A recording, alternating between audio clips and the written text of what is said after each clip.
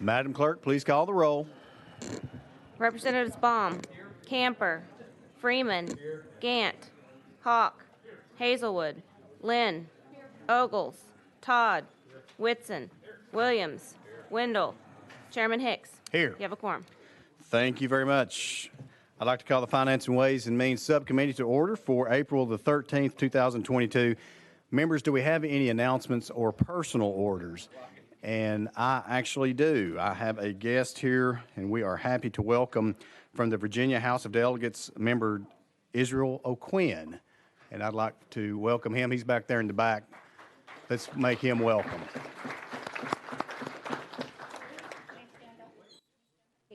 He is. Raise your hand again. Let him see it. There you go.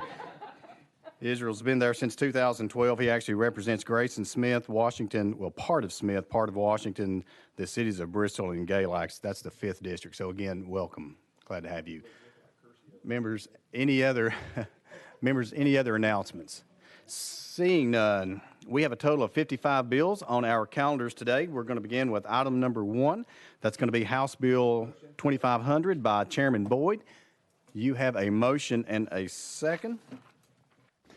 Thank you, Mr. Chairman of the committee, and I have an amendment traveling with the bill, but also have one that I'm putting on today. That is correct. Let's go ahead and get that amendment on. I have drafting code 017022. Is that correct? That is what I'm showing, Mr. Chairman. All right, we have a motion and a second. You have a motion and a second. You are recognized on the amendment. Thank you, Mr. Chairman of the committee. And so what the amendment would do is it makes 3 minor changes to the bill. It removes exemptions for the reclassification of employees. I don't know if y'all know there's preferred and executive service level employees. This makes them all executive service just to make it more uniform. It also clarifies some things dealing with the loser pay provision when a healthcare facility or hospital fights against a CON. It makes some clarifications there. And it also allows the Department of Health to share internal audits conducted regarding the duties that are being transferred in the bill. Mr. Chairman. All right, thank you very much. Members, you've heard the description of the amendment. Any discussion on the amendment?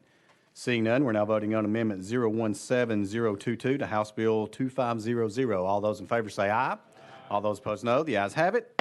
We are back on the bill as amended, and you're recognized. Thank you, Mr. Chairman of the committee. House Bill 2500, folks, is a wonderful bill. If you like streamlining government, you're gonna love this piece of legislation. What it does is it would transfer the board for licensing healthcare facilities from DOH over to HSDA, and it would henceforth be known as the Health Facilities Commission. Mr. Chairman, I'll take any questions. All right, thank you very much, members. You've heard the description of the bill as amended. Any questions? Seeing none, House Bill 2500 does have a cost associated with it, so we will have to place it behind the budget and consider it at a later date. So without objection, House Bill 2500 goes behind the budget. Thank you. Thank you, Mr. Chairman of the committee. All right, that brings us to item number 2. Item number 2 on our calendar is House Bill 2367 by Chairman Curcio. You have a motion and a second. You are recognized, sir, for a brief description. Thank you, Mr. Chairman and committee members. Many of you recall the effort known as Marcy's Law that dealt with victim notifications and certain rights for victims that was pushed forward as an amendment to the Tennessee Constitution. That obviously was a big overhaul, a big lift. This bill this year is an effort to accomplish really, hopefully 90% of what the proponents of that constitutional amendment hope to accomplish.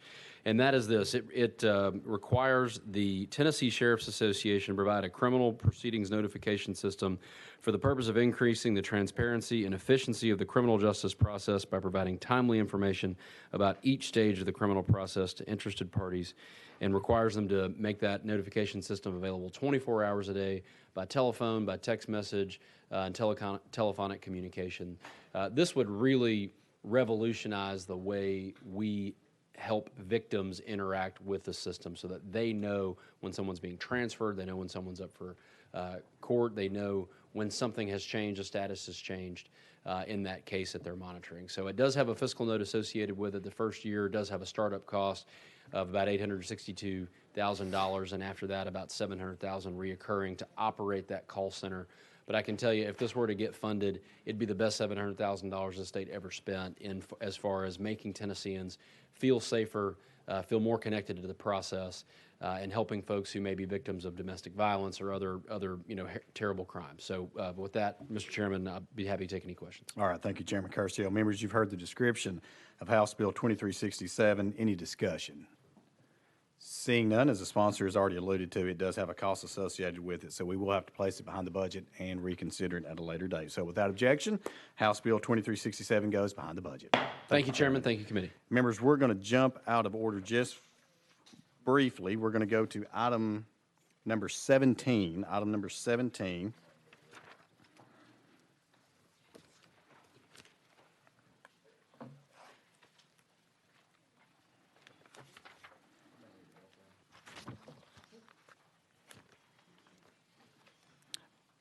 All right, item number 17 is going to be House Bill 2103 by Representative Alexander. You have a motion and a second. You are recognized on House Bill 2103 for a brief description.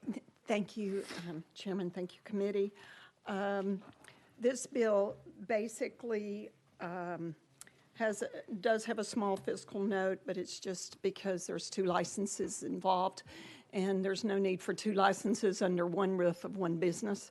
But what this bill basically does is it allows for funeral directors as well as pre-need salesmen to use 1 license instead of 2. It also is a 3-part bill. There's a part in there that would prevent unlicensed funeral assistants and bad actors in this state from being able to conduct business. And then also it allows for continuing education, that it be done in person. The last 5 hours needs to be in person, and that can be virtually, but it needs to have an interactive component to it. All right, thank you, Representative Alexander. Members, you've heard the description of House Bill 2103. Any discussion? Seeing none, as the sponsor has alluded to, there is a cost associated with House Bill 2103. So without objection, we will have to place House Bill 2103 behind the budget. All right, that brings us to item number 18. Item number 18 is going to be House Bill 2201, also by Representative Alexander. You have a motion and a second. You are recognized on House Bill 2201 for a brief description. This is a great bill, guys, a really great bill. Now, this bill would allow us to take 40% of the gambling and lottery money, set it aside for pre-K funding. This legislation, with all the new amendments, does not in any way compete with the governor's proposal to increase lottery scholarships.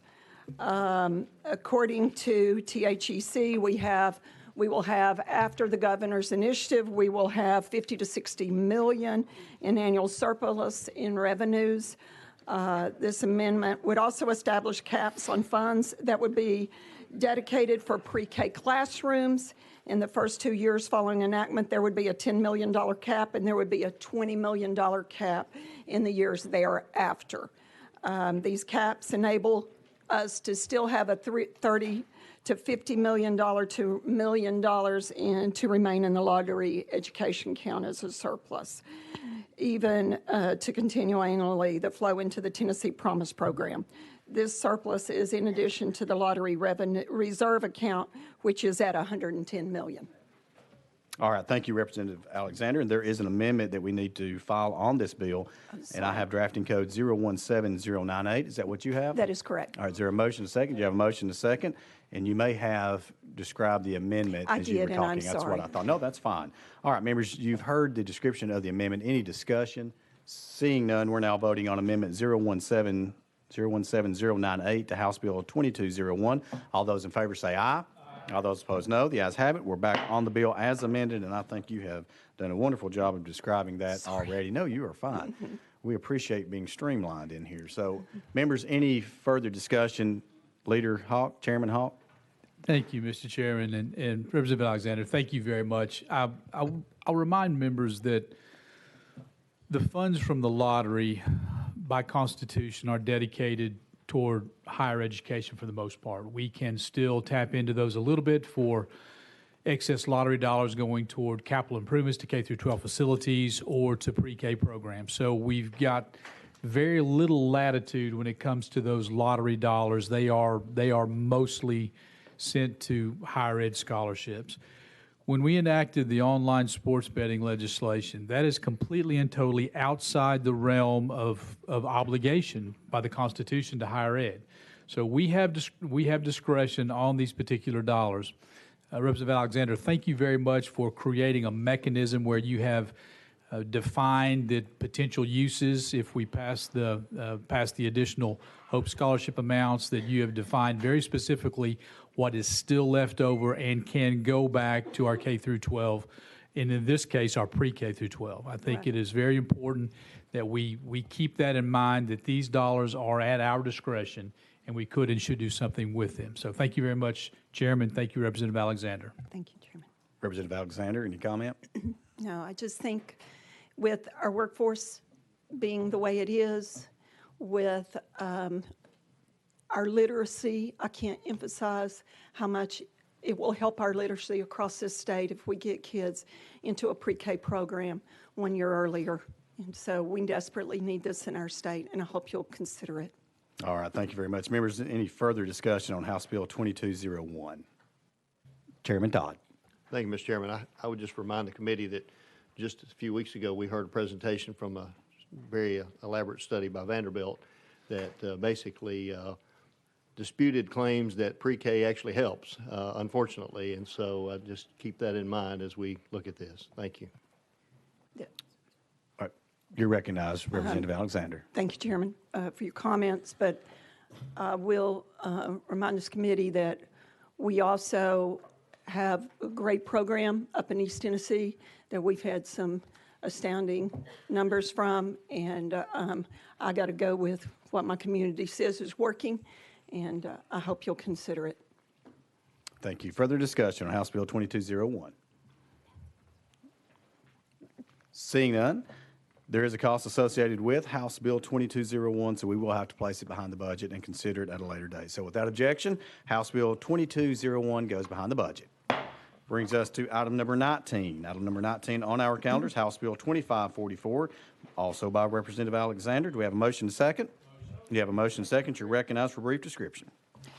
The original law was passed in 1989, and it has not been, it was last updated in 1992, and this bill would require insurance coverage on mammograms and ultrasounds so that we can provide women with what they need to make sure that we catch breast cancer at an earlier stage. All right, thank you, Representative Alexander, for this description. Members, any discussion on House Bill 2544? Seeing none, first of all, Representative Alexander, thank you for all your hard work. I know you've been working very hard. I know this is a very personal matter for you, and so thank you for your hard work on this. Members, any discussion? Seeing none, House Bill 2544 does have a cost associated with it, so we will have to place it behind the budget and consider it at a later date. So without objection, House Bill 2544 goes behind the budget. Thank you. Thank you, committee, for letting All right, me members, go. that brings us back to item number 3.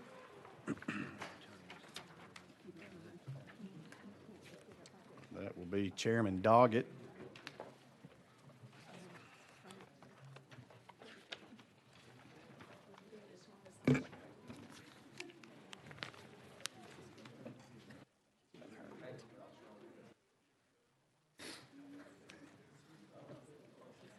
All right, members, we're on item number 3. That's going to be House Bill 905 by Chairman Doggett. You have a motion and a second. We're going to start without you here.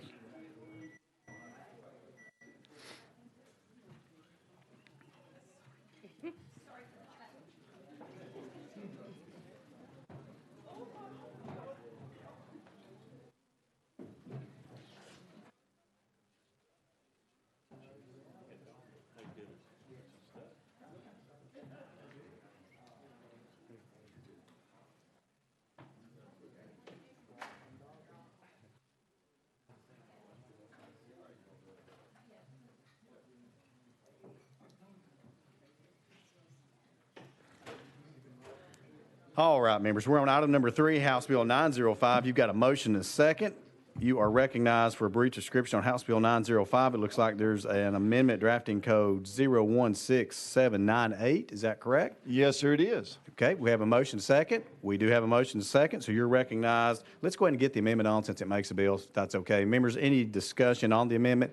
Seeing none, we're now voting on Amendment 016798 to House Bill 905. All those in favor say aye. All those opposed, no. The ayes have it. Back on the bill as amended, and you are now recognized. Thank you, Mr. Chairman and committee. I would like to point out that I do have some constituents here with me today, Chrissy and Elena Hood, that are sitting back over here in this corner. Ms. Hood has been working with me on this for about a little over 2 years now. This bill has come in many forms, but right now I think we have it in a very, very good posture is what we're trying to do. The previous amendment we had some TDOT was going to do some adult-sized changing tables in their rest stops and welcome areas. And then we also had this $500,000 grant program to help encourage local municipalities and private businesses to put adult-sized changing tables in their facilities. TDOT informed us that they were going to do it anyway, and so we did the amendment to take them out because they're going to do this over the next several years, start to phase this in. So it reduced our fiscal note. But this is a grant program. You're eligible up to $5,000 per entity to do these adult-sized changing tables to place in their facilities. Cities and counties and private businesses are eligible to participate in this. This is a one-time deal for the $500,000. My hope is that if we can get this funded, that at least across the state, that people would know that there's at least 100 of these tables spread out across our state. When people need to, there's a lot of effort that goes into planning your day.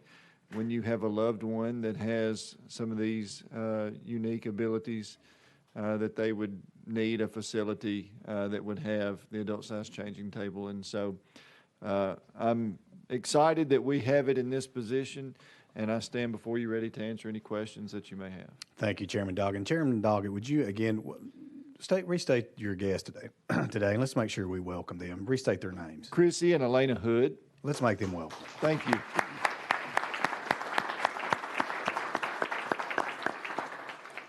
All right, members, you've heard the description of House Bill 905. Any discussion? Chair Lady Hazelwood. Thank you, Mr. Chairman. Just a question. Does TDOT have a timeline on when and how they will be installing these in the welcome centers and rest stops? You recognize, Chairman. Thank you. That's an excellent question. So the amendment that we had previously to this one had them working out until the year 2028.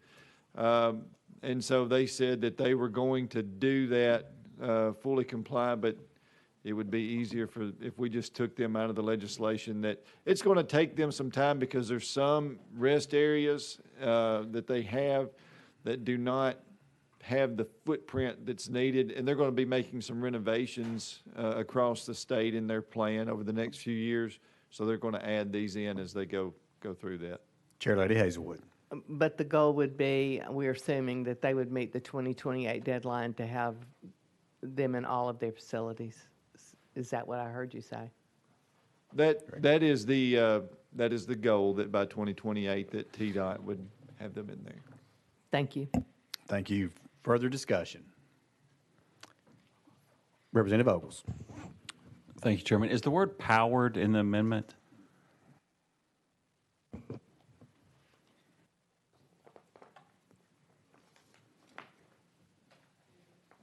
I think we're getting a yes from legal. Right. Yes, sir. I thought it was, but I wanted to. That is correct.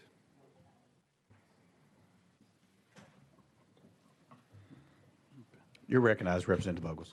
And to the sponsor, the only reason I asked that is I looked online and there's a variety of changes tables. I'm worried that the word powered is kind of specific to only a couple manufacturers, and then we're actually writing a specification that's very narrow to who provides that to the market. Just a consideration if there's any alternative products that may fit the same need. But I think it's a great idea. You're recognized, Chairman. Thank you. I know of at least 3 manufacturers that have a powered system. I've only found 2 manufacturers that did, foot pedals. There's different mechanisms. The reason why it needs to be powered is because it's very difficult for someone to try to manipulate this table manually, especially if a person may outweigh that individual that's assisting them at that time. And so being powered it's imperative to this. We're not in any way, shape, form, or fashion trying to single out certain companies to help. That is not the intent, and it's far from it. We are wanting to make this as easily accessible to all Tennesseans that need to utilize these tables. Representative Ogles. Thank you for that explanation. That's what I was looking for. Thank you. Further discussion on House Bill 905. Seeing none, there is a cost, as the sponsor alluded to, but I can certainly say I certainly look forward to working with you to get this one across the finish line. So Thank you. Thank you all so much. But it does have a cost associated with it, so without objection, we will have to place it on the budget. Without objection, on the budget. Thank you. All right, brings us to item number 4. Item number 4 on our calendar is going to be House Bill 2069. 2069, that's by Chairman Halsey. There he is. You got a motion, a second. Looks like you've got an amendment we need to draft, drafting code 016559. Is that correct? That's correct, sir. Do we have a motion, a second? We have a motion, a second. It looks like this amendment actually rewrites the bill, so let's get this onto the bill. So any discussion on the amendment? Seeing none, we're now voting on drafting code 016559 onto House Bill 2069. All those in favor say aye. All those opposed, no. The ayes have it. Back on the bill as amended, and you're recognized, sir. Thank you, Mr. Chairman. Thank you, committee. For 7 years, I've been working on this. It stems from a resolution that this House did and the Senate did 7 years ago. Said we'd establish a gold depository in the state of Tennessee. It took me 7 years. Finally found investors here in Nashville who want to build it, staff it, maintain it, pay for it, do repairs to it, and run it. The way the bill's written, it's got the treasurer overseeing it. And so the treasurer felt like the verbiage in the bill, he needed about $750,000 to $1 million for a director and a staff to overlook that. And of course, the folks who want to build it said, no, that's not the kind of fee we were looking for. And so that's the impasse that I'm at. The issue with it is, of course, if you look at the U.S. dollar right now, you look at the future, you look at how many countries in the last week have shifted from the currency being the U.S. dollar to the Chinese yuan. You look at the risk level that's in financial problems in this country and what can happen down the line. My program was to try and have the depository being built, and then the legislature would instruct the treasurer to begin to purchase gold bullion to go in it because we can store it there for nothing. They just want a relationship with our state, something similar to the 4 penitentiaries that are private owned. But that's where I'm at with it, and so I am at the mercy of everybody. All right. Thank you. Thank you, Chairman Halsey. I appreciate those comments. Members, you've heard the description. Any discussion? Let's go to Chairman Williams. Thank you. Thank you, Chairman. Thank you, Representative Halsey. I know you and I have had many discussions about this, but much like every time you're in budget sub, I appreciate you taking one on the chin every time you come in here. But I recognize you're very passionate about this, and your examples are extremely good. I do think that there's some reasons behind why we should make it easier for people to invest in gold in our community and so in our state, and I appreciate you doing that. I appreciate your hard work on this. Thank you. Thank you. Chairman Hall. Thank you, Mr. Chairman. And much like we named Lake Halford for a retiring member, I think that upon passage of this, eventually, you're nowhere near retirement time, but after Fort Knox, we name this Fort Halsey whenever we do actually get this built. It's a grand idea. At some point in time. So thank you, Mr. Chairman. Thank you, Chairman. Thank you, Chairman Hawk. Further discussion on House Bill 2069. Seeing none, as the sponsor has already alluded to pretty accurately, It does have a cost associated with it, but I know, Chairman Halsey, how hard you have been working on this, and I do appreciate it, all your hard work that you put into it, and hopefully there will be a time, and it may be this year, that you get this across the finish line, but your hard work has gone noticed, so thank you for that. But it does have a cost associated with it, so we will have to place it behind the budget and reconsider it at a later date. So without objection, House Bill 2069 goes behind the budget. Thank you, Committee and Chairman. Thank you. Members, we're going to jump around just a little bit, so bear with me here. We're going to go now to item number 26.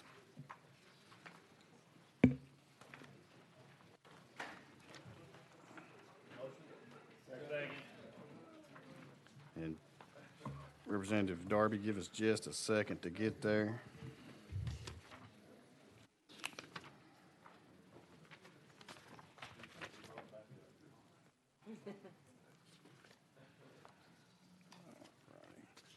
All righty, members, we're on item number 26 on our calendar, House Bill 2707 by Representative Darby.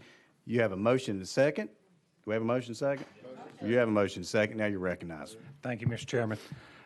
This bill was brought to me by Representative Darby, I don't mean to interrupt you, but I see you have a guest, so we'd like to hear who that is, if you don't mind. Yes, sir, I do. It's my daughter, Tess.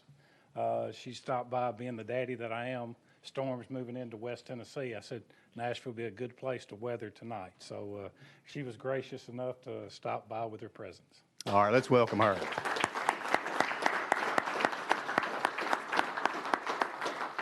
Now you're recognized for a brief description on House Bill 2707. Thank you, Mr. Chairman. This bill was brought to me by a constituent, and I told him I would definitely run it for anything that we can do for the guys in blue. And I said, this bill increases the penalty for using a deadly weapon or inflicting serious bodily injury on an officer. It takes this from a C felony to a B felony and increases sentence range from 3 to 15 to 8 to 30 years. All right, members, you've heard the description of House Bill 2707. Any discussion? Chairman Williams. Thank you. I similarly had someone come to my district for over this very issue, and so I really appreciate that. I do think that, as any good father would say, though, I think for those that don't know, your daughter is a all-star athlete and plays for the Lady Vols in basketball. I am told that she does get her good looks from her mother and her athletic ability as well, but I do think it's important for the body to know that as well. Thank you. That's good information, Chairman Williams. Representative, you better be careful how you answer after that. And I'm going to say with no doubt. All righty. Members, you've heard the description, House Bill 2707. Any discussion? Seeing none, there is a cost associated with House Bill 2707, so we will have to place it behind the budget and consider it at a later date. So without objection, House Bill 2707 will go behind the budget. Thank you. Thank you, sir. Thank you, committee. All right, members, let's go back to item number 5.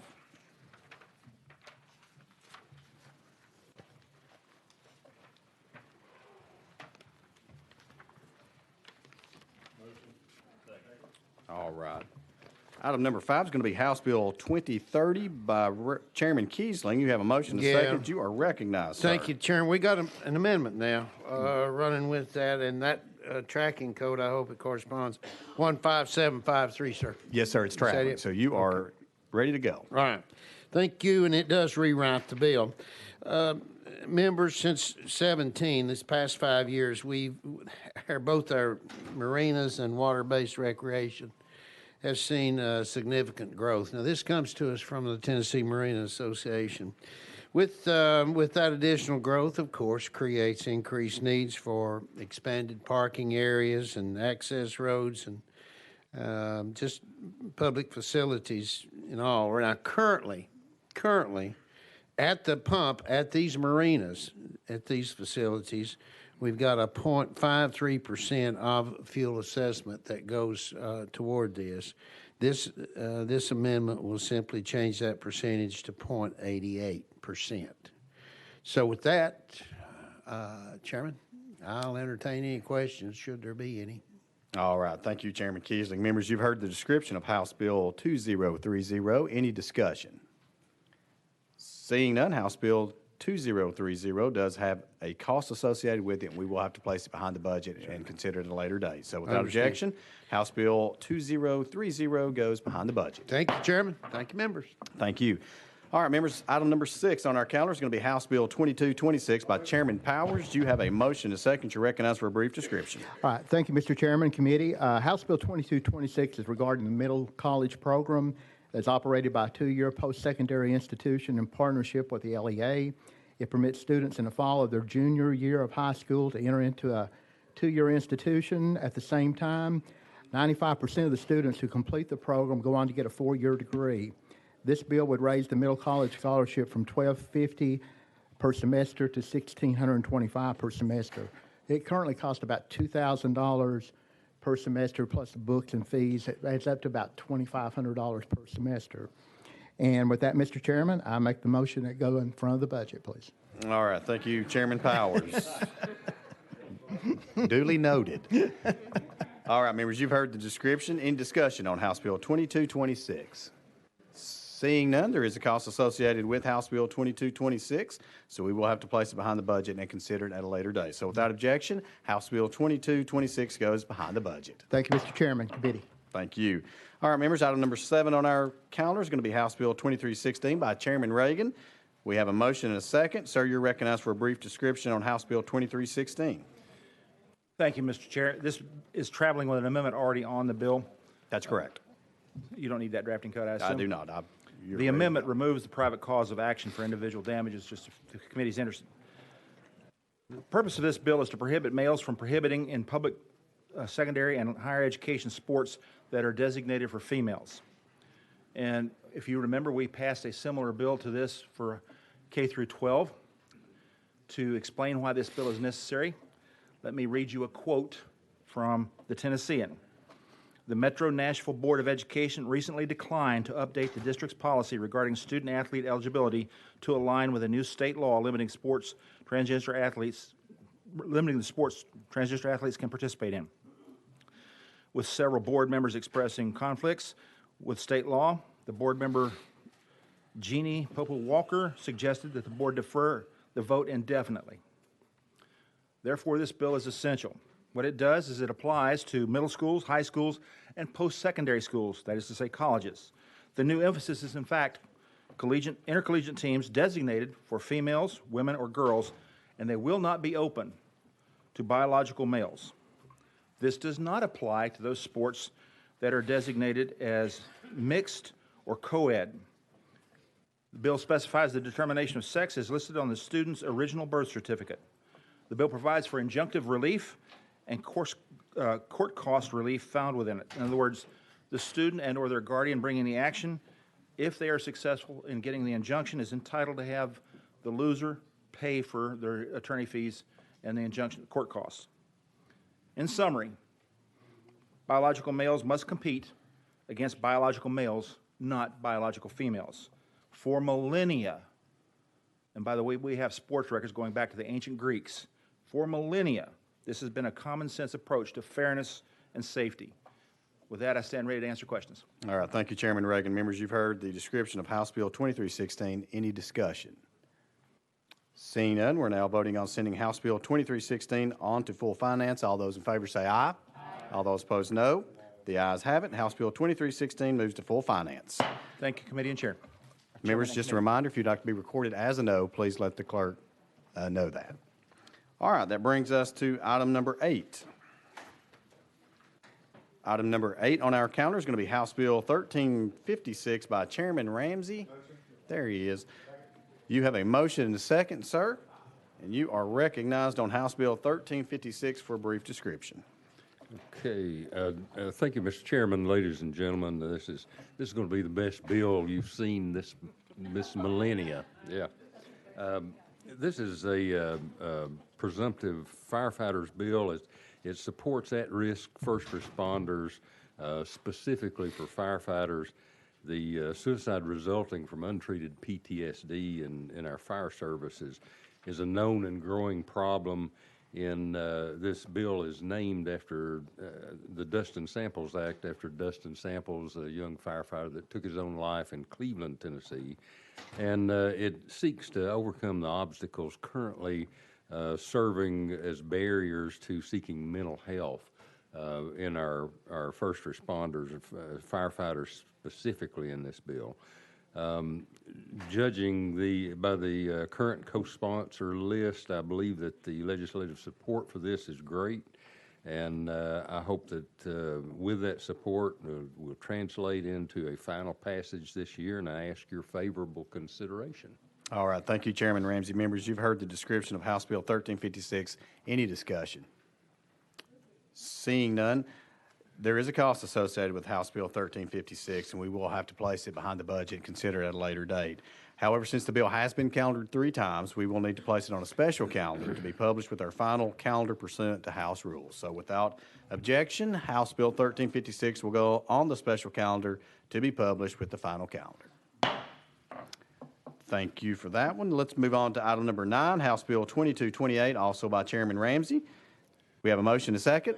We have a motion and a second to recognize for a brief description. And yes, this has an amendment that comes with it. Yes. Yes, which makes the fiscal note non-significant. This bill, as amended, requires healthcare prescriber to offer a prescription for opioid antagonist similar to or a similar drug approved by the FDA to a patient who is prescribed an opioid and that meets 3 different criteria. It excludes individuals whose opioid prescription is a palliative maintenance care treatment or prescribed by a licensed veterinarian. So with that pending, any questions, Mr. Chairman, I ask you to renew the motion. All right. Thank you, Chairman Ramsey. Members, you've heard the description. Any discussion? Seeing none, we're now voting on sending House Bill 2228 on to full finance. All those in favor say aye. All those opposed, no. The ayes have it. House Bill 2228 moves to full finance. Brings us to item number 10. Item number 10 on our calendars, House Bill 2272 by Chairman Ramsey. And, you have a motion and a second. And thank you, You ladies are and recognized for a brief description. It looks like there's an amendment that just simply changes the effective date. So let's go ahead and get that on. Okay. All right. Drafting code 017242. Is that correct, Chairman? Yes, sir. All right. You have a motion and a second. Again, you're welcome to explain the amendment, but I think, again, it just changes the effective date. It does. It simply does that. And what this bill does is creates a overdose fatality review act. At the current time, we have a pandemic of sorts with opioid overdose, and those are increasingly fatal. And what this does is it's a permissive bill. It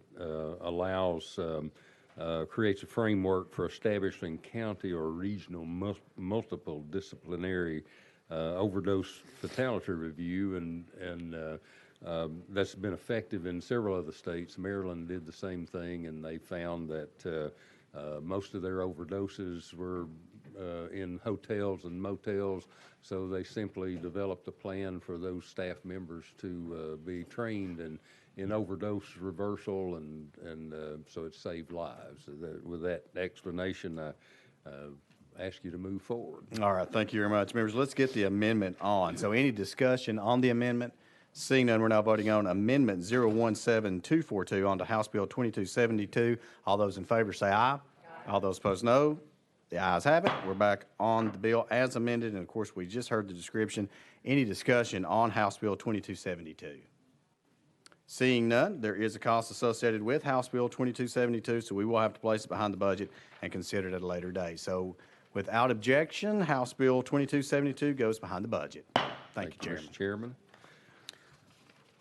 All right, that brings us to item number 11, where it is also by Chairman Ramsey. It's House Bill 2531. You have a motion and a second. You're recognized for a brief description. And thank you, Mr. Chairman, ladies and gentlemen. This bill changes certain requirements for professional counselors, which we have a great need for. We're in a crisis situation. 20% of them are leaving their jobs, and it's hard to fill those. This allows for temporary license to be valid for up to 4 years and to be eligible for extension, and at the discretion of the Board of Professional Counselors. It changes several portions of regulatory language and updates them according to what the Board of Counselors has developed as far as their regulations. So with that explanation, pending question, sir. All right, thank you, Chairman. Members, you've heard the description on House Bill 2531. Any discussion? Seeing none, we're now voting on House Bill 2531, moving on to full finance. All those in favor say aye. All those opposed, no. The ayes have it. House Bill 2531 moves to full finance. Thank you, Chairman. Thank you, Brings ladies us and gentlemen. to item number 12. Item number 12 is going to be House Bill 2585 by Chairman Rudd. You have a motion to second. You are recognized for a brief description. Thank you. This is the Secretary of State's audit bill. As you know, we have considered to be the third most well-run elections and honest elections in the country. We're very tight on our voter registration as well as our election day. We had no complaints at all cast anywhere in the state in the last election. And this bill will automate to give the public more assurances that we have a good election system. The Secretary of State under this bill, it's an audit bill. He would randomly select 3 counties to be audited for the August election and 6 counties to be randomly selected to be audited from the November election by the state staff. They would be trained under the U.S. Government's Accountability Office. Also, those counties, those 35 counties that are currently operating with optical scanners, they automatically are audited now. That would remain the same. It would also create an audit, a pilot program for Williamson County. And if there is a 1% variance, it will automatically trigger a hand count. And depending on the size of the county, depending on the size of how many actual precincts in that county were audited. And there is a funding letter that funds this and from funds used in the Help America Vote Act by the Secretary of State. All right. Thank you, Chairman Rudd, for this description. Members, any discussion on House Bill 2585? Question's been called. Any objection to calling the question? Seeing none, hearing none, we're now voting on House Bill 2585, moving on to full finance. All those in favor say aye. All those opposed, no. The ayes have it. House Bill 2585 moves to full finance. Thank you. That brings us to item number 13 on our calendars. House Bill 2246 by Chairman Vaughn. You have a motion to second. You're recognized for a brief description. Good afternoon, Mr. Chairman and committee. House Bill 2246 has an amendment traveling with it. Drafting Yes, sir. Correct. 016609. Yes, sir. Ladies and gentlemen, infrastructure is essential to ensure affordable, reliable, and sustainable fuel and industrial materials throughout our state to support our economy and the day-to-day demand for transportation and manufacturing needs. This bill would keep this infrastructure from being managed by a patchwork of local regulations. It preempts local actions that prohibit the siting of this industrial infrastructure. This preemption does not affect zoning laws. It does not affect the ability of a local jurisdiction to enact groundwater protection that they see fit. And with that, Mr. Chairman, I'll be happy to answer any questions that you may have. Thank you, Chairman Vaughn. Members, you've heard the description. Any discussion? Representative Ogles. Thank you, Chairman. And to the sponsor, when I read the first draft, has there been any changes? It looked like it's originally presented. Any expansion to any facility would basically have to be approved by the municipality. Did I read that wrong, or is there? I'm not sure whether or not you have the latest amendment, Representative Ogles. Let me read you exactly what is prohibited. A political subdivision of the state shall not, arising from or as a result of local action, prohibit the development and implementation of the types or sources of energy that may be used, delivered, converted, or supplied by the following entities. That's an electric utility, an entity that generates or sells or transmits electrical energy, a gas system, a gas transmission company, an LP gas dealer, or any other local liquefied petroleum products, or a de facto prohibition. The de facto prohibition is factors considering whether or not something serves as a de facto prohibition involves an exorbitant fee, permit fee, unreasonable time frames for actions, and then whatever that local action's effect has on the project. What is not preempted or prevented, you'll find this in paragraph 2 of section C in the amendment, is a local action that is state authorized, ministerial in nature, pertaining to land use, generally applicable to similar types of commercial and industrial activities and necessary to provide a public benefit. That's zoning or right-of-way management. So what this bill is saying is that communities can control and influence where this infrastructure is located, they cannot prohibit it. So it keeps somebody from saying, we're not going to allow any of that in our community, to where we say, we're going to allow it, but it's going to be in this circumstance. Representative Ogles. Thank you, Chairman. So in the instance, say, like if a small substation was located next to a school, but there was right-of-way, and the utility wanted to come in and greatly expand that substation where they would bring in high voltage lines, would the local municipality and LEA be able to say, hey, we really don't want these lines running right over our playground? There may be a better routing mechanism that we would encourage. Does this bill take away that ability for the local municipality to kind of negotiate with those utility providers? That was the only instance that came to mind that I was a little worried about. But no, sir. Not to my knowledge. This section does not prevent or preempt a political subdivision that owns or operates an electric or natural gas system from promulgating rules, regulations, or policies related to the electric or natural gas system. okay. Thank you. Leader Camper. Thank you, Mr. Chairman. Mr. Chairman, you know, in Memphis, there's been a lot of conversation around this bill and what has happened with the potential pipeline that was going through a majority-minority district, and there was a lot of pushback on that pipeline that was coming through, and a lot of meetings, conversations, probably with you on this very bill as a result of that, the aquifer people. And this bill would in no way affect the decisions that's already been made with respect to the potential pipeline that was about to be built, and then it was shut down because of local regulations that was already in place. Would this have an impact on that? Do you know? I don't know whether it would, Leader Camper, but I can tell you that's not the intent of the legislation, is a resurrection of that project. As a matter of fact, we reached out to the city of Memphis and included language specifically provided by their city attorney for them to feel comfortable. And I believe there was a resolution opposing this amendment that was slated for a city council vote, but was subsequently withdrawn after we accepted their language proposed verbatim by the city attorney from Memphis. So this is not an attempt to revisit that situation. As a matter of fact, and in a nod to the consideration of our God-gifted aquifer, the Memphis Sands Aquifer in West Tennessee, we also included in here language that allowed local entities to receive authority ceded to them by TDEC to protect such resources like that. So this is not a poke at Memphis. It's not anything meant to aggravate that situation. What it is meaning to do is the delivery of energy is typically a linear process. It flows from point A to point B. What happens is it crosses a lot of jurisdictions during that. Sometimes jurisdictions that don't gain any real benefit from it other than the overall greater good that it provides. And so what this will keep from happening is there being an energy distribution project or a transmission project that has to meet a myriad of public regulations as it tries to go from point A to point B. That's what we're trying to do, is to make sure that that these projects are recognized for the vitality of our entire state economy, and it's greater than the decision of any one local jurisdiction. Leader Camper. Thank you, Mr. Chairman. And Mr. Chairman, you held a stakeholders meeting of sorts to try to rectify this, got everybody to the table to talk about this very bill.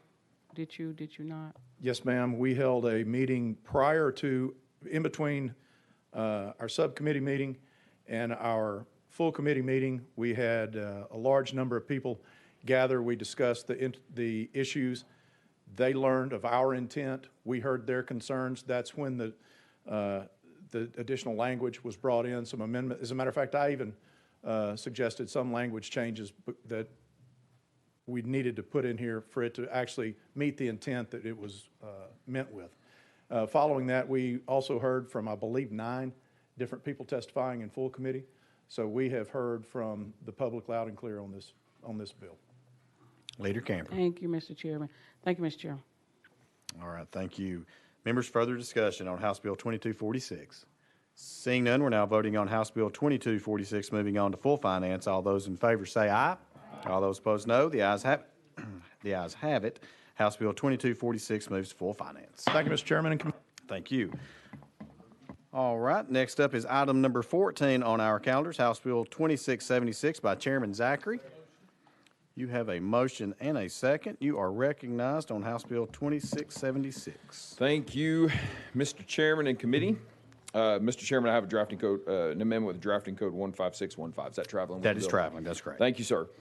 Members, very simple bill. This bill simply provides for transparency with emergency contracts. Emergency purchases and emergency situations is defined as a purchase made during actual emergency arising from unforeseen causes without the issuance of a competitive solicitation. This provides for 10 reporting requirements to fiscal review, and then provides a path for a hearing if fiscal review deems that necessary. Be glad to answer any questions. All right, thank you, Chairman Zachary. Members, you've heard the description of House Bill 2676. Any discussion? Seeing none, House Bill 2676 does have a cost associated with it, so we will have to place it behind the budget considered at a later date. Thank you, so sir. without objection, House Bill 2676 goes behind the budget.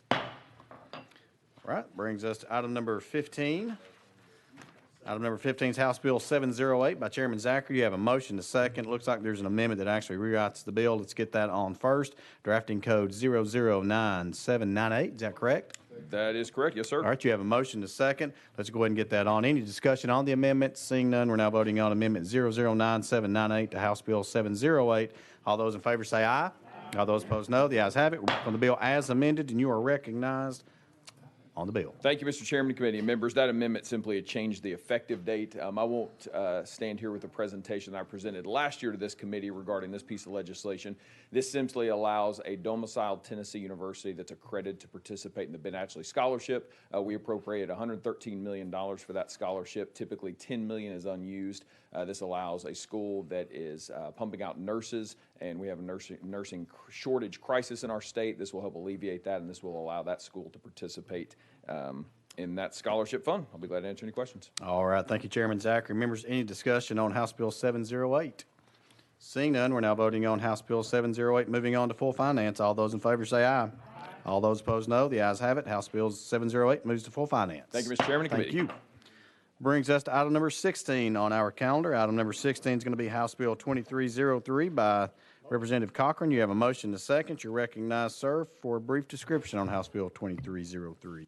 Thank you, Mr. Chairman. This bill, essentially, it allows it's a permissive bill. It allows counties to offer an incentive. This is something that some counties and cities are already doing. It's just putting it in code where it doesn't result in an audit finding. And so it allows them to provide an incentive to take their spouse's insurance plan. I'll yield any questions. All right. Thank you very much, members. You've heard the description of House Bill 2303. Any discussion? Seeing none, we're now voting on House Bill 2303, moving on to full finance. All those in favor say aye. All those opposed, no. The ayes have it. House Bill 2303 moves to full finance. Thank you, Chairman and committee. All right, members, that brings us to item number 20 on our calendar. Item number 20 is going to be House Bill 2135. You have a bunch of motions and seconds, so you are recognized on Thank House you, Bill Mr. Chairman. 2135. On 35, the Senate did not see my wisdom in protecting domestic violence victims, and so I'm going to take that one off notice. All right, you've heard the request, so without objection, seeing none, House Bill 2135 is off notice. Thank you, Mr. Chairman and committee. Brings us to item number 21. Item number 21 is going to be House Bill 2283. That's also by Representative Beck. You have a motion to second. You're recognized for a brief description. Thank you, Mr. Chairman, and I'm going to wield to the committee on this. I had an out-of-state organization come to me this morning with some concerns. I can either go ahead and present it, and if there's a small amendment, put it on in full, or I can hold it back into sub, whatever is the will of the committee. Why don't we hold that back in the sub? We can roll it a week. Let's see. We can roll that a week, and then that'll let you get in the proper order, if that would be all right with you. Is that okay? That'll be absolutely fine with me. I'm at the will of the committee. All right, let's do that. So without objection, we're going to roll House Bill 2283 1 week. Without objection, so moved. Thank you, Representative Beck. That brings us to item number 22. Thank you. Item number 22 is going to be House Bill 2448 by Representative Beck. You have a motion to second. Looks like there's an amendment drafting code 016143 that actually rewrites the bill. Is that correct? That's correct, Mr. Chairman. All right, you have a motion and a second. Let's go ahead and get this amendment on. Any discussion on the amendment? Seeing none, we're now voting on Amendment 016143 to House Bill 2448. All those in favor say aye. All those opposed, no. The ayes have it. We're back on the bill as amended. You're recognized, sir. Thank you, Mr. Chairman. This bill gives the city of Nashville the ability to raise a 5% privilege tax or less for the admission of all sales at the National Museum of African American Music at the corner of 5th and Broad. And if you have not visited, it's an amazing facility, and we invite each and every one of you to go. All right, thank you for this description. Members, you have heard the description of House Bill 2448. Any discussion?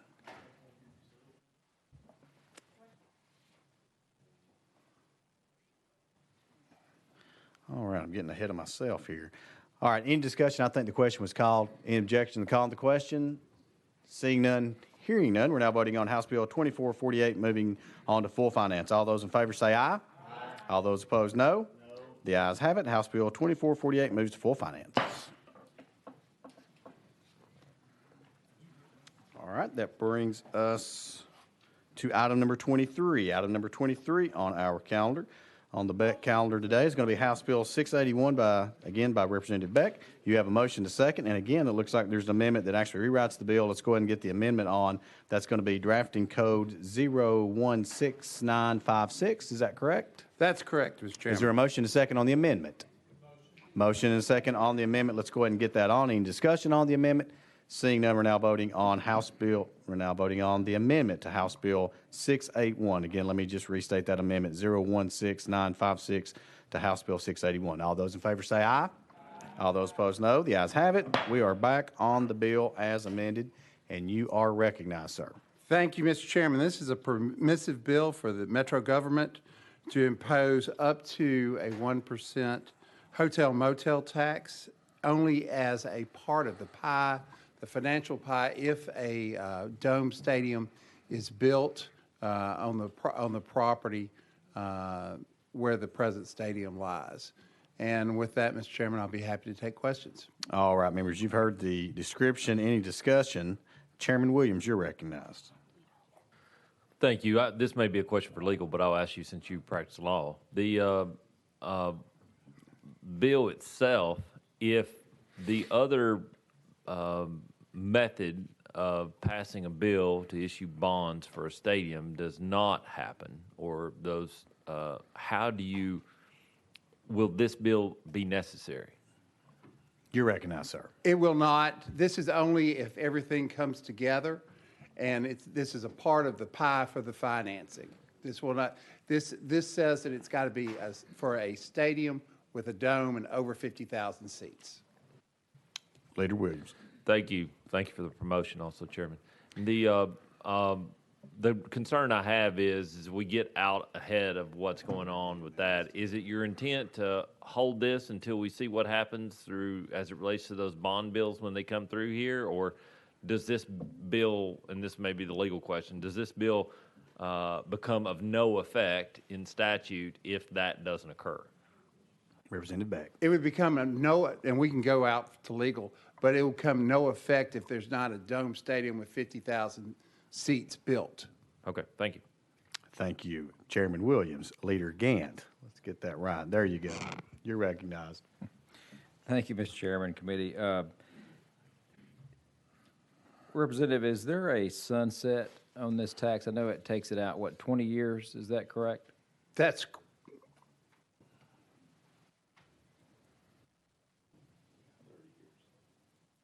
It's either 20 or 30. I'm not sure. I may have to get back to you on that later, Gant.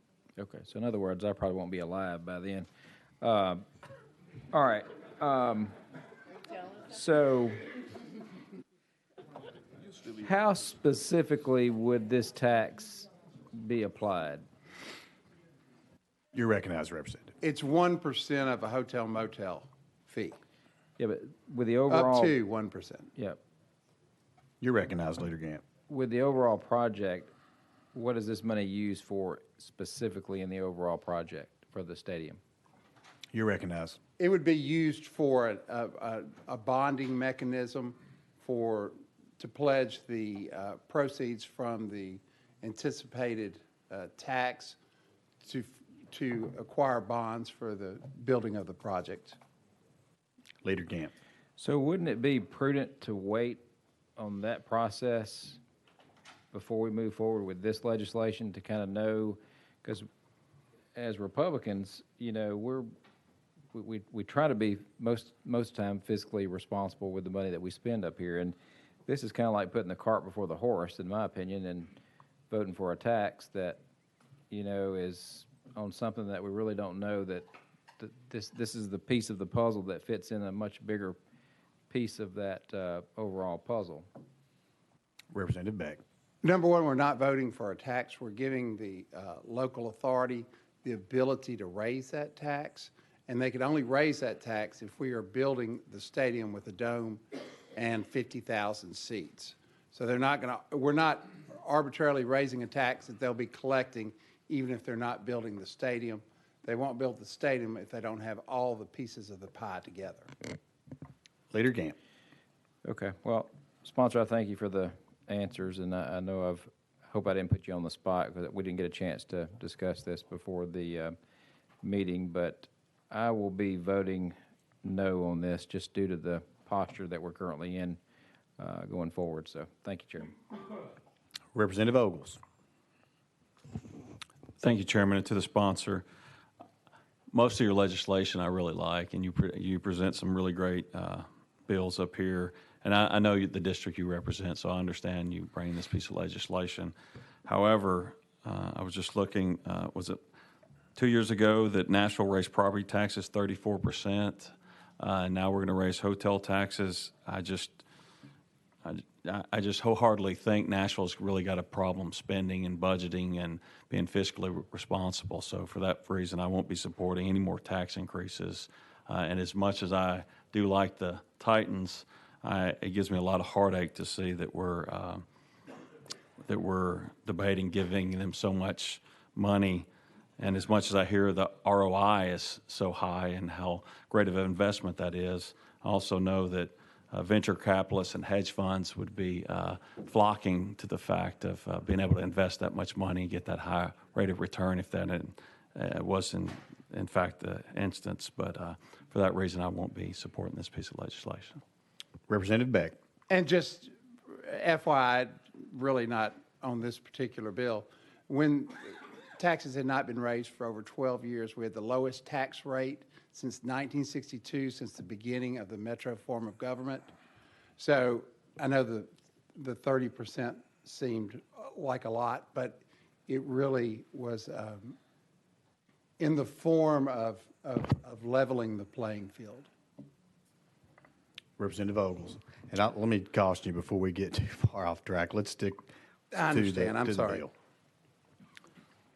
To stay on the legislation, I understand that. However, low taxes, I think, are very much a incentive for businesses and people to come to an area. And I fear that the path we're on in Metro Nashville is not sustainable. But thank you, sponsor.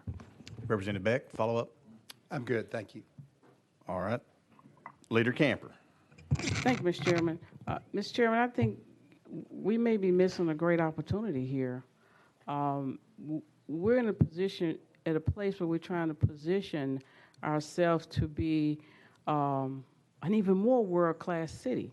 And so if we are to build this dome facility, it's going to create an opportunity for the Titans to get in a rotation for Super Bowl. It's going to create an opportunity to use the facility during the down times when the Titans aren't playing. So it's going to create an opportunity to bring all of this revenue and businesses who are flocking to this area right now based on the tax structure here. And what we're doing with this piece of legislation is really just authorizing them to do this. The hotels, in terms of the potential 1% with the hotels, is mostly from visitors coming to the city. So I think it's okay for us to have a complete puzzle we're putting together to make this deal a reality. And so this is just one piece of the puzzle, and the others absolutely have to take place in order for this to be in effect. And if we don't have this in effect, then we will look back and say, well, why didn't we do this? Because we knew we would need it to complete the entire picture. So all we're doing with this legislation is trying to have a comprehensive way of approaching the stadium, trying to create an opportunity to expand the activities, the events, the concerts, the Final Fours to come to Nashville. And I think we don't want to miss this opportunity. And the members has already agreed to work with us, you know, as it moves to the next committee. So I would hope that we could support this legislation. Uh-oh. Sorry, that's my sister. Thank you, Mr. Chairman. Thank you, Leader Camper. And I did want to just chime in on that. This will give us the opportunity to get in the SEC rotation for football. This will give us the opportunity to get into the Final Four rotation for basketball. This will give us the opportunity, which is a huge opportunity, which I didn't know, but WWE has a week where they have to have a dome stadium in order to have a convention. This is going to open up the winter and part of the summer for events that we can't use the stadium for right now. It is an amazing opportunity for the city of Nashville and for the state of Tennessee. Leader Kemper, are you? Oh, that's okay. Do you want to be recognized? Were you finished? Are you finished? Okay. All right. Let's go to Chair Lady Hazelwood. Thank you, Mr. Chairman. I just want to say I am a believer in the value of a dome stadium for Nashville, not only for what it brings to Nashville, but for what it will bring to the state of Tennessee. There is a huge return on investment. It's different than me as a venture capitalist investing in some opportunity, because the return on investment comes in economic impact with visitors, with the money that they spend in our restaurants and our hotels and our bars and all of those places, and the fact that we bring a lot of people to Tennessee who then spread out. They don't just stay downtown Nashville. They spread out throughout the state. It not only brings that economic impact, but it introduces Tennessee to more people. It's a huge marketing tool. Every time we have an NFL game here in our city, and Tennessee is highlighted nationally, with the opportunities to bring things like a Super Bowl, like the SEC championship. I would love nothing better than to have the SEC championship move out of Atlanta and to Nashville, Tennessee. That would make me incredibly happy. So I think the things that we have to do to make that work, this is a part of that process. As you said, it's a piece of the pie. So I appreciate you bringing the legislation. I will be supporting it. Thank you. Thank you, Chair Lady. Let's go now to Chairman Williams. Thank you. I guess I agree with the chair lady regarding the importance of a stadium. I guess the question is, can the Metro Council, not under their current budget limitations, issue the bonds for the stadium? And the reason why you need this bill is because this industry is willing to help. Representative Beck. Would you repeat that one more time, Chairman Williams? Chairman Williams. The current financial status of Metro Nashville would not allow them to issue the bonds and pay them. So this industry is willing to assist Metro Nashville in issuing the bonds by giving them the financial stability they need in order to do so. Representative Beck. And you're referring to the revenue stream from the hotel motel tax of if it's up to 1%. Is that what you're referring to? Correct. That is absolutely right. This is brought by the Nashville Convention Center and an association of the hotels. They see the investment here. They are willing to take this 1% and let it be used to be as a financial piece of this particular investment. So they are willing to take that. You're right. The industry is backing this 100%. Because they do see the value and the investment that we're making as a city and as a state. Chairman Williams. And I would venture to say that most of the people that are providing this service in the industry are housing people who are not Tennesseans, who are here to stay temporarily in our hotels. Is that not the case? Representative Beck. I would certainly agree with that, and hopefully they'll be coming to see the Final Four and and the SEC championship and the Super Bowl and help us. Thank you, Representative. All right, Thank thank you. you. Further discussion on House Bill 681. Chairman Todd. Thank you, Mr. Chairman. One concern that hadn't been mentioned here, and I actually thought we'd be discussing this aspect a little bit later than now, but we saw in the last couple of years how organizations have stiff-armed other cities because of their politics and threatened to not bring a sporting entity, a sporting event to that city if their state passed certain legislation. And I don't want us investing state dollars of any kind into a situation that's going to put us in that exact scenario. And that's going to happen. With what we pass in this legislature, that is going to happen. We're going to have a situation where legislation is going to be threatened by some organization that doesn't like that legislation. It's outside of our state, and try to stiff arm us into making a decision that we otherwise wouldn't make. So I cannot support this. And Mr. Chairman, at this time, I would like to request a roll call vote on this bill.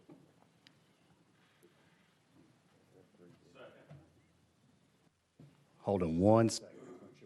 Get this in order.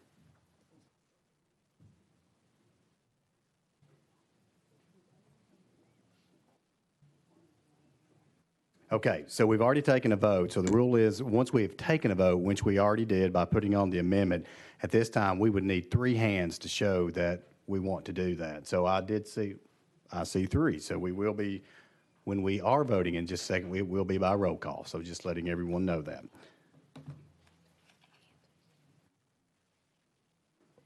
Let's go back to Leader Gant. Sorry, Mr. Chairman, I have one more question for the sponsor. What happens to this tax if for some reason the Titans leave Nashville? Representative Beck. Well, this tax is not conditional upon the Titans. It's conditional upon the building of the stadium of 50,000 seats or more with a dome. Leader Gant. So this tax is going to go on for 30 years. Representative Beck. Unless it's paid off sooner, I would think. Okay. Thank you, Chairman. All right, further discussion on House Bill 681. Seeing none, at this time I'm going to ask the clerk to please call the roll. Chairman Baum. Yes. Chairman Baum votes aye. Leader Camper. Aye. Leader Camper votes aye. Representative Freeman. Aye. Representative Freeman votes aye. Leader Gant. No. Leader Gant votes no. Chairman Hawk. Aye. Chairman Hawk votes aye. Chair Lady Hazelwood. Aye. Chair Lady Hazelwood votes aye. Representative Lynn. Aye. Representative Lynn votes aye. Representative Ogles. No. Representative Ogles votes no. Chairman Todd. No. Chairman Todd votes no. Chairman Whitson. Aye. Chairman Whitson votes aye. Chairman Williams. Aye. Chairman Williams votes aye. Representative Wendell. Yes. Representative Wendell votes aye. Chairman Hicks. Aye. Chairman Hicks votes aye. 10 ayes, 3 noes. All right. House Bill 681, that does pass. So House Bill 681 moves on to full finance. Thank you, Mr. Chairman and committee. All right, thank you. That brings us, you have one more, Representative Beck. And we'll finish up your legislative package for the day. Sorry about that one. 1 second, we're going to go to Leader Hawk for personal order. Leader Hawk, you're recognized, sir. It's okay. It's all right. Thank you, Mr. Chairman. A personal order before the gentleman leaves the room. William Baird, is that you? Former Representative William Baird has been in the room watching us have some fun here. William was my office mate for many years, so thank you. All right. Certainly welcome back. Thank you, Chairman Hawk, for this.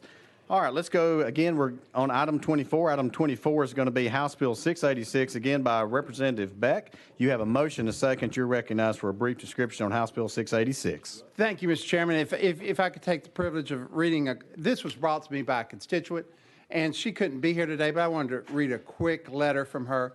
I've been severely allergic to peanuts my entire life. My doctor has advised me to keep dual EpiPens with me at all times. because of the severity of the allergy. Despite my due diligence, I inadvertently come into contact with peanuts or peanut products and have an allergic reaction.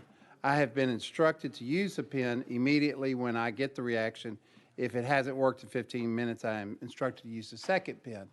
The point of this legislation is if you have a standing prescription for an EpiPen, that if you run out of that EpiPen during the weekend and you can't get a hold of your doctor and your prescription is out, that the pharmacist can issue a EpiPen to the person. Of course, they still have to pay for it, or their insurance has to pay for it.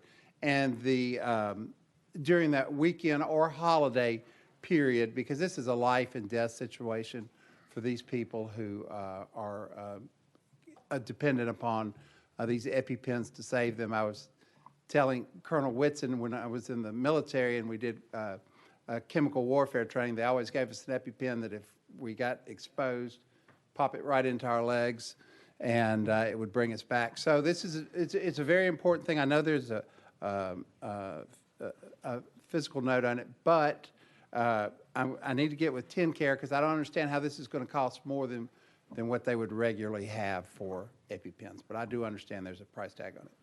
All right. Thank you, Representative Beck and Colonel Whitson. Your name was mentioned, sir. You're recognized. Yes, just clarification. You said the military, but I thought you were in the Air Force.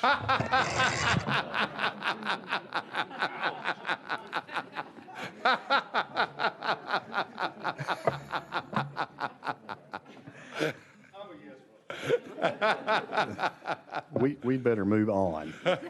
Any further discussion for any other question or comments for the sponsor, House Bill 686? Seeing none, as the sponsor has already alluded to, it does have a cost associated with House Bill 686. We will have to place it behind the budget and consider it at a later date. So without objection, House Bill 686 goes behind the budget. Thank you, Mr. Chairman and committee. Thank you.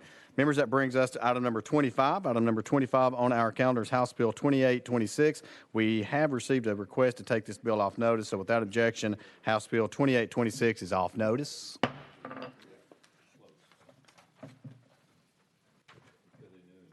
All right, that brings us to item number 27. Item number 27, we got a request to roll this 1 week. So without objection, House Bill 2862 rolled 1 week. That brings us to item number 28. Item number 28, we have a request to take this off notice. So without objection, House Bill 2009 is taken off notice. That brings us to item number 29. Item number 29 on our calendars, House Bill 1317 by Representative Hardaway. I know he was here earlier. I do not see him, so without objection, we will roll him to the hill. Without objection, so moved. That brings us to item number 30. Item number 30 on our calendar is going to be House Bill 2152 by Representative, this is odd, Representative Hicks. You have a motion to second on House Bill 2152. You're recognized. Thank you, Mr. Chairman. I think I have two amendments that's been traveling with the bill. Do you have those? That is correct. They are traveling, so you are in the correct posture and are ready to present. House Bill 2152 is the Give Hope Expansion Act of 2022. House Bill 2152 is about expanding new opportunities for students from the ages of 16 to 24.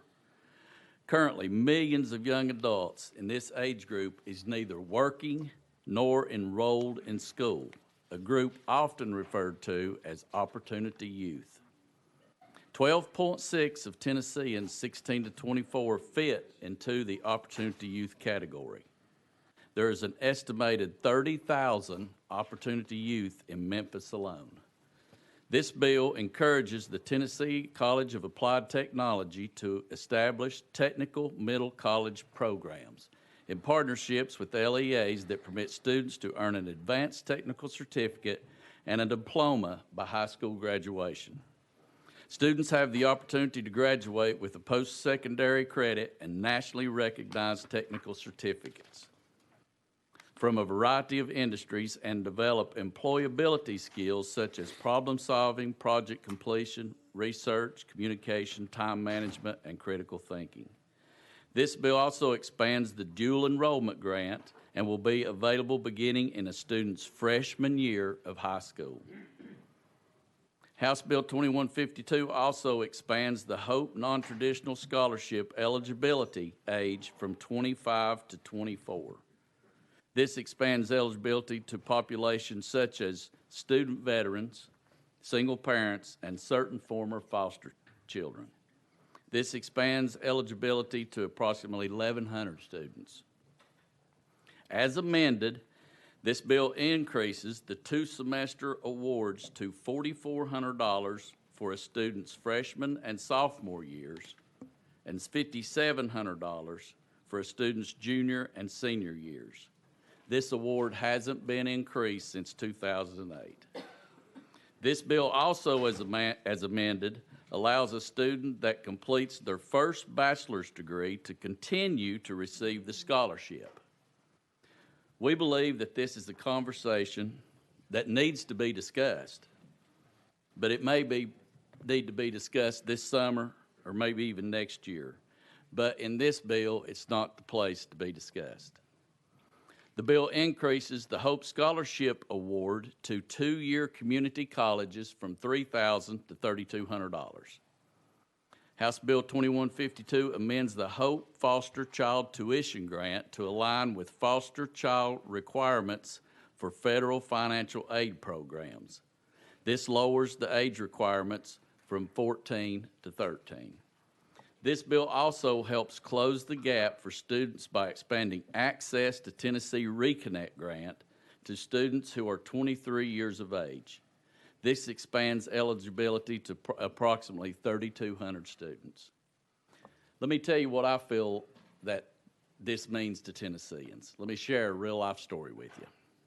When I was growing up, my father not only told me, but he told lots of my friends, quote, "If you learn a trade, you will always have a job." So I learned not only one trade, but I learned many trades. I learned how to run heavy equipment, carpenter work, electrician, lay block. Anything to do with building a home, I pretty much learned it. And by the age of 27, I built my own house with my own hands. What's interesting is when life threw me a curve and addiction took over, having a trade and something I could do and do very well helped save my life. My trade helped me feel better about myself. It gave me the self-esteem that I needed, and it gave me what I needed to get back on my feet. Now I work with a lot of folks that struggles through these same things, and many of them don't have a trade, and it is much, much harder for them. That's what this bill is all about. This bill closes the gap and fills the gap for the students that needs it the most. And I want to thank the governor for bringing this piece of legislation because it's good. At this time, I'll be happy to answer any questions. We have folks here from the governors. Valerie Yancey's here and Lou Hannibal's here as well. All right. Thank you, Representative Hicks, for this description. Members, in discussion on House Bill 2152. Question's been called. Any objection called to the question? Hearing none, seeing none, we're now voting on House Bill 2152, moving on to full finance. All those in favor say aye. All those opposed, no. The ayes have it. House Bill 2152 moves to full finance.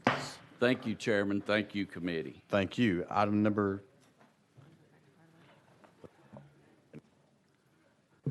All right. Item number 31 on our counter is going to be House Bill 2207, also by Representative Hicks. You have a motion and a second. You're recognized, sir, for a brief description. Thank you, Chairman. This bill is a psychology bill, and actually it has been reevaluated by the Physical Review Committee, and there is no longer a physical note on this bill. All right. We're glad to have you here anyways. All right, members. House Bill 2207 is before us. You've heard the description. Why don't you give us a brief description again what this bill does? Thank you, Mr. Chairman. Currently, the Tennessee Board of Psychologists can issue a temporary license to an applicant who has successfully completed the academic coursework and training for a license sought and who has not yet taken the required written examinations. If an individual does not take and pass the national exam and jurisprudence exam during the postdoctoral year, then they can obtain a temporary license. This bill is amended, allows the applicant to take the examination a second time. If the applicant does not pass the examination a second time, the license is revoked after 30 days. And the main part of this bill is it allows that during that 30 days, the transfer of care of patients to be transferred to another psychologist. All right. Thank you very much, Representative, for this description. Members, any discussion on House Bill 2207? Seeing none, we're now voting on House Bill 2207, moving on to full finance. All those in favor say aye. All those opposed, no. The ayes have it. House Bill 2207 moves to full finance. That brings us to item number 32 on our calendar. It also has, thank you, Mr. Chairman, it also has a... This is House Bill 2455. You have a motion second. You are recognized. Thank you, Mr. Chairman. This also has an amendment, 016328. Yes, sir. It's traveling, so you are ready to go. This bill helps address the teacher shortage in CTE in our high schools. Current law says you have to have 5 years' work experience within the last 10 years. The bill adds that they can have 3 years of experience within 5 years. Current law says that you have to hold an active industry certification. The bill allows the industry certification to be from any state. Everyone still has to meet all the requirements established by the State Board of Education rules. The committee amendment suggested by the department allows for a new option for a potential CTE instructor to show proof of pairing with a highly effective mentor teacher and completion of coursework that includes classwork, classroom management, pedagogy, the teacher code of ethics, and serving students with disabilities and English learners. The best way that I can describe this bill is it actually makes a way for someone in my trade or in my field to be able to go in and teach students what we know without having to go through a lot of college and a lot of classroom work. Is what this bill's all about. We're needing CTE teachers right now, and this bill fits the bill for that to try to cover that. All right. Thank you, Representative, for this description. Members, any discussion on House Bill 2455? Seeing none, there is a cost associated with House Bill 2455, so we will have to place it behind the budget and consider it at a later date. So without objection, House Bill 2455 goes behind the budget. Thank you. Thank you, Mr. Chairman. Thank you, committee. 2 out of 3 wasn't bad, No. Representative. All right, members, that brings us to item number, what item is GA? 29. Let's go back to item number 29. Item number 29 is going to be House Bill 1317 by Representative Hardaway. You have a motion to second. You're recognized for a brief description.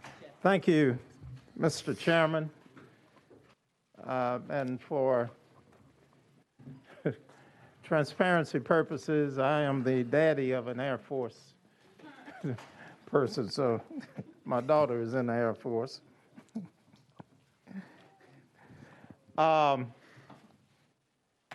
Mr. Chairman, this bill is one that's right up your alley. This is about keeping an eye on the taxpayers' dollars.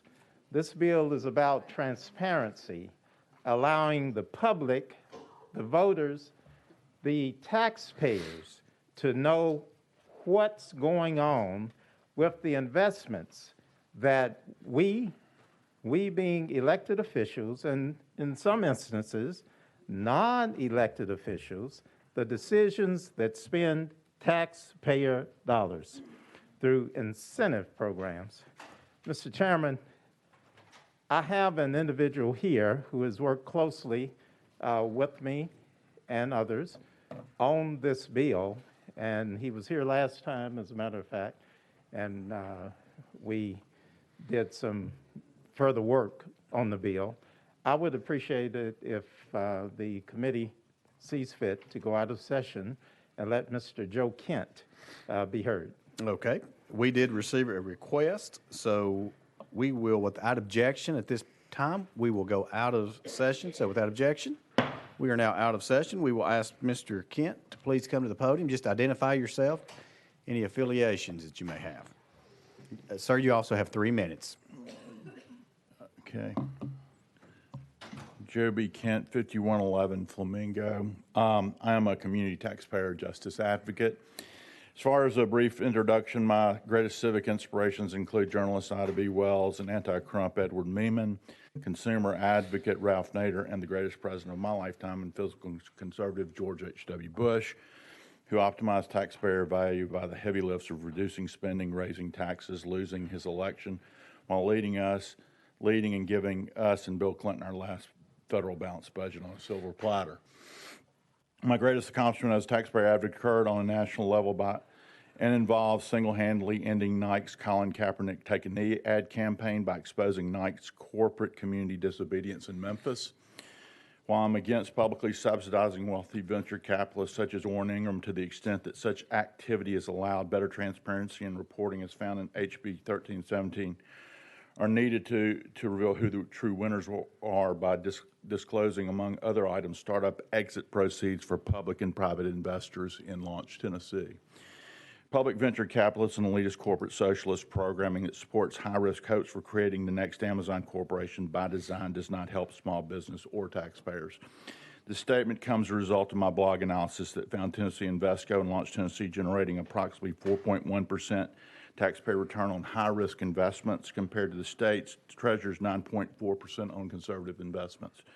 Next, in the current competitive environment, I am supportive of responsible tax incentives and against excessive incentives. So I'm not against all tax incentives, which are fiscally liberal while furthering a corporate socialist agenda. At the same time, a more robust centralized controller-administered pilot TIF database is needed to support local governments that technically struggle in the sizing, implementation, and progress monitoring of state-authorized local tax incentives.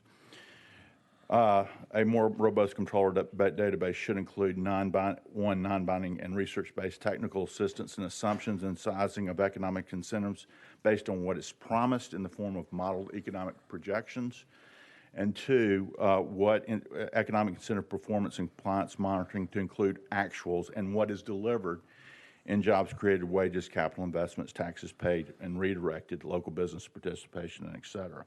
Without the above and improved transparency, you, Mr. Chair, your colleagues, and local policymakers, and most of all taxpayers are effectively blind and cannot see what is going on with state-authorized economic development programming. That is why, for the past 8 years, both Republican and Democratic Shelby County trustees have been asking for a consolidated database. Taxpayer justice, which is the best form of economic development, is impossible without greater transparency as found in HB 1317. Thank you very much. All right, thank you. And I'll let you stand right there just for a second in case anyone has any comments or questions for you. Any comments or questions to our guest, Mr. Kent? Representative Ogles. Thank you, Chairman. Thank you for being here today. Do you see a problem? This is just curious, and this may be me on a soapbox, but since I've gotten here, I've heard ROI from several departments and how it's calculated, and I study finance at Lipscomb, and ROI, the way the state figures it, it does not look in any form like I learned in college. Do you see that there's a problem in sometimes state government, federal government, how we look at investments versus the business world? And I may have led you a lot on that question. But No, not at all. I mean, I got a degree in a BBA in finance, and a master's in curriculum instruction technology. But it depends on how the ROI is calculated. There's all types of ways, but in particular with economic incentives where they have the multipliers and all of that, within an existing economy like in the city of Memphis, they are assuming with those that the new jobs associated with that from the existing population, those people are not even part of the tax base. They're not making any money, okay? And then the new arrivals that come in for the new jobs, so you attract new population, there's no fiscal note associated with those new arrivals coming in associated with the additional costs of local government. So what you have to do on those types of evaluations, you need to, according to Bartic, which was Upjohn Institute, that those economic projections need to be taken down by about 75%. So you're looking at putting a multiplier of about reducing that, basically the multiplier on that top revenue projection in new tax revenue is about anywhere from 2 to 25%. So let's say 0.15, about 15%. That's what the research says, and I'll be happy to send that to you. And that research is being recognized by the Brookings Institute. They push that research around the country. And that would be the research we would use for the technical assistance within this database that I'm talking about, that type of research. And that would be up to debate on how we did that. But Representative Ogles. Thank you for that explanation. Thank you. Thank you. Representative Hall. Thank you, Mr. Chairman. Just a question. Considering your resume you gave to us, how did you find Representative Hardaway? Oh, well, I'm actually. You don't have to answer that. Representative Hardaway found me. I'm a very loud blogger, and I write a lot of editorials and stuff about, and what got my attention is in Memphis, there's 500 pilots in Memphis. Davidson County has 35. Hamilton County has 37. And Knox County has 68. So the most we should have in Shelby County is about 200 if we take the highest in Knox County and do the population and say, okay, then we're a poor county and add some more to it. The most we should have is about 200. So there's a real problem in Memphis. But I've looked around the state in like Knox County and stuff. They're struggling with it too. One of their boards was sitting there scratching their head saying, are we doing the right thing? Are we giving too much? And so locals around the state need some technical assistance with this, and certainly how to keep up with it, a means to keep up with it. Representative Hall. All right, members, further questions or comments to our guests? Seeing none, thank you very much, Mr. Kent, for being here. Thank you, Mr. Chairman. Thank you. Without objection, we will now go back into session. We are back in session, and you are recognized, Representative Hardaway. Thank you, Mr. Chairman. I want to thank the members for your questions and your input, except for Chairman Hawk. Mr. Chairman, members, we don't know what we don't know.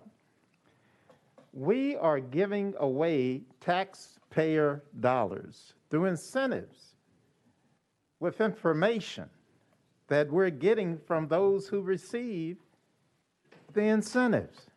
That doesn't make much sense to me. If I'm going to offer you $100, you're going to tell me why you want it.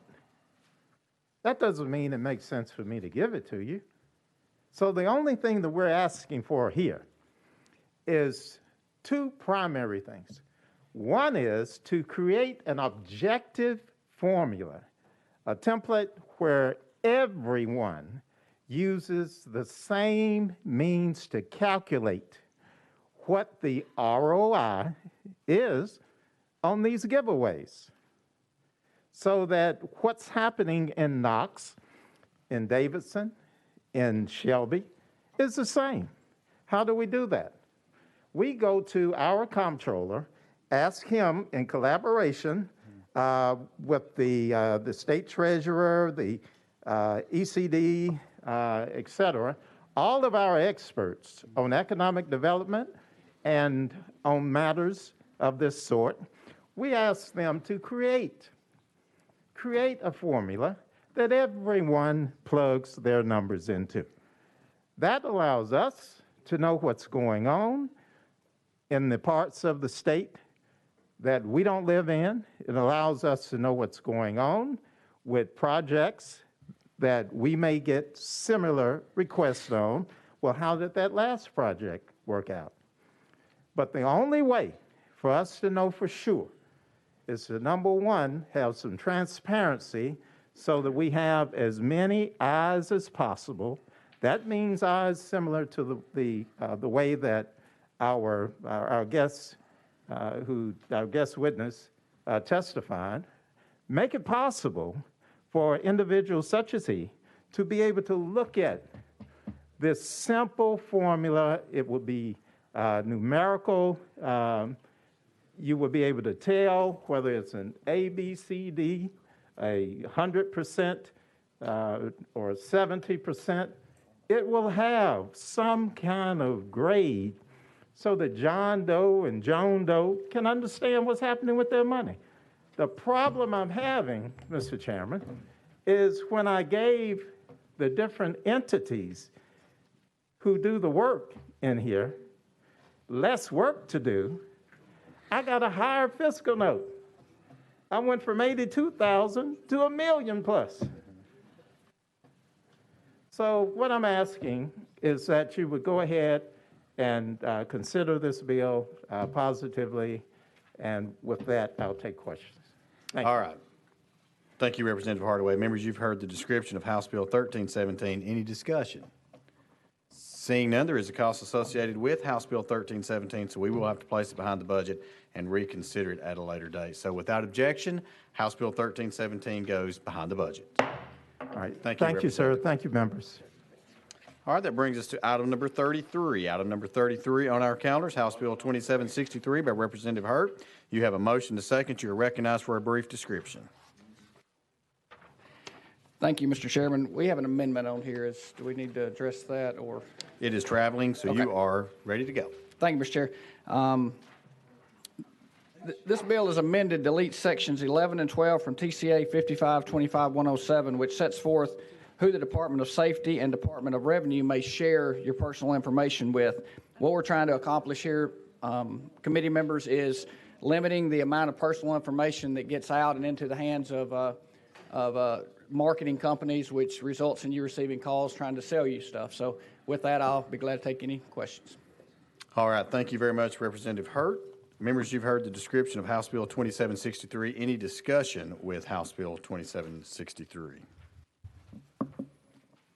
Seeing none, there is a cost associated with House Bill 2763, so we will have to place it behind the budget and consider it at a later date. But I will say this before I do this, I certainly look forward to working with you to try to get this across the finish line. I'll say that. So without objection, House Bill 2763 is behind the budget. Thank you, Mr. Chair and committee. Thank you. All right, that brings us to item number 34. Item number 34 on our calendar is House Bill 1999 by Representative Jernigan. You have a motion to second. You're recognized for a brief description.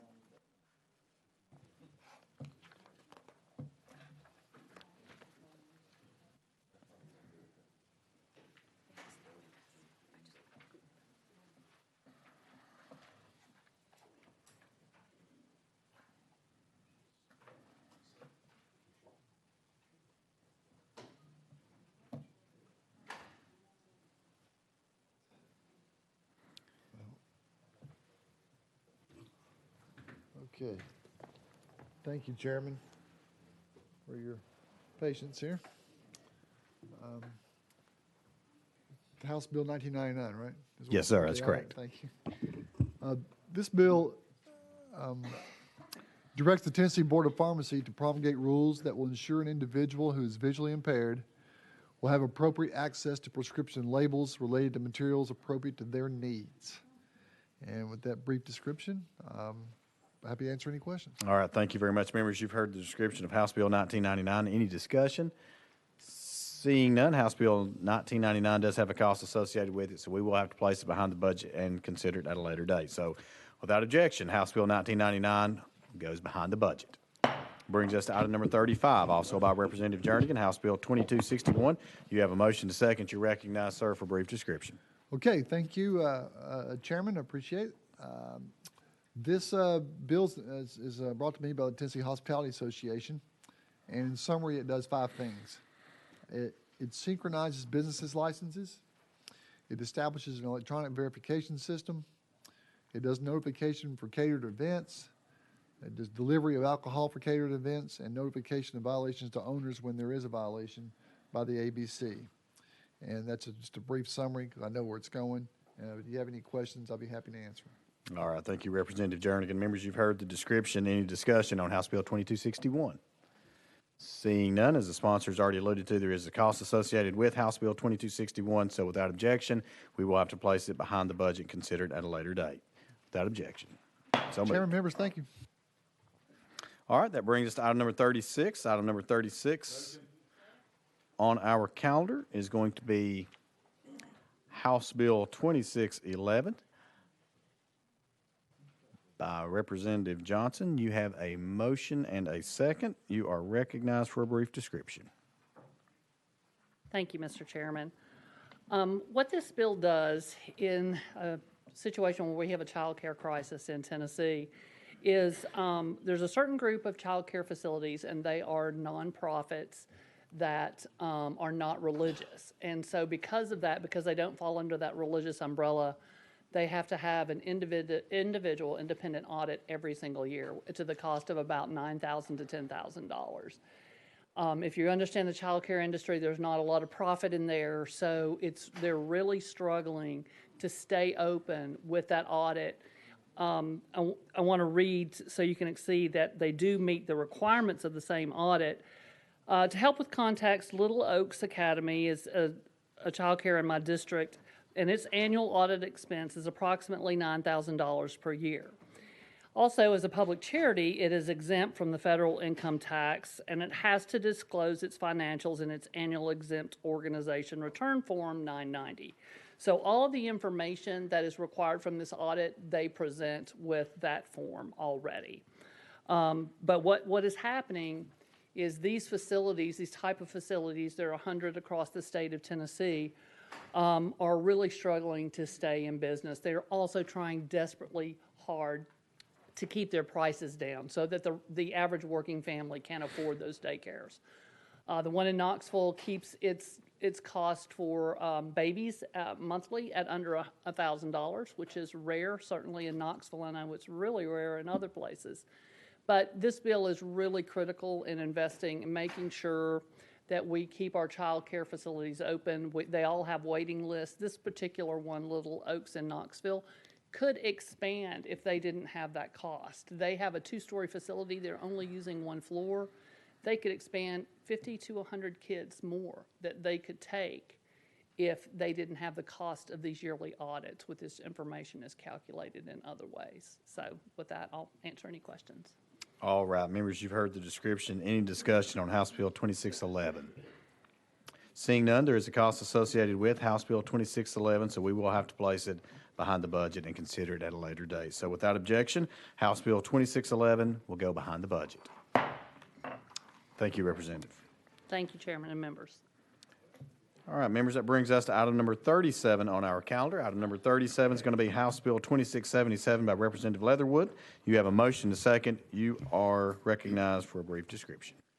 Thank you, Mr. Chairman. Committee, this bill would create an offense for an employer to influence or attempt to influence by means of coercion a public servant employee to vote or not vote in a particular manner, or to resign as a public servant, or unnecessarily recuse themselves from a public vote.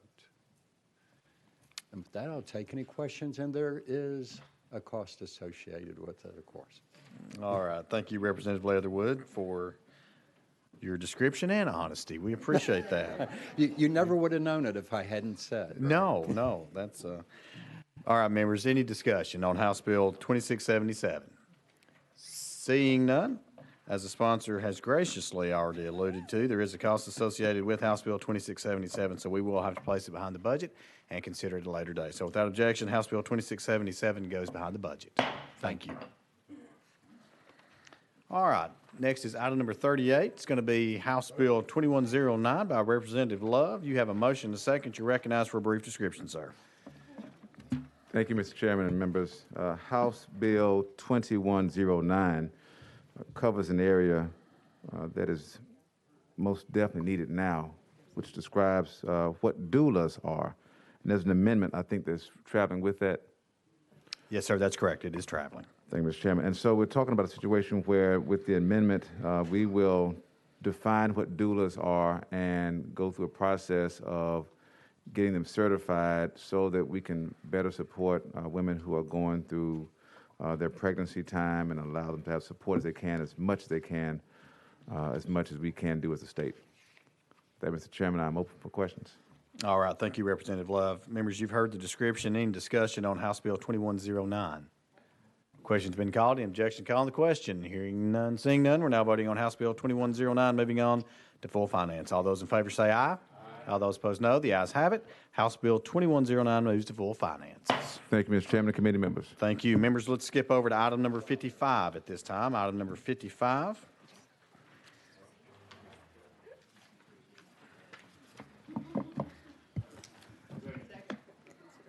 All right, item number 55 is going to be House Bill 2147 by Chairlady Moody. Item number 55, House Bill 2147, was previously considered and placed behind the budget. We have since received a funding letter and can now move this bill on to full finance. So without any objection to reconsidering our actions on House Bill 2147, any objection?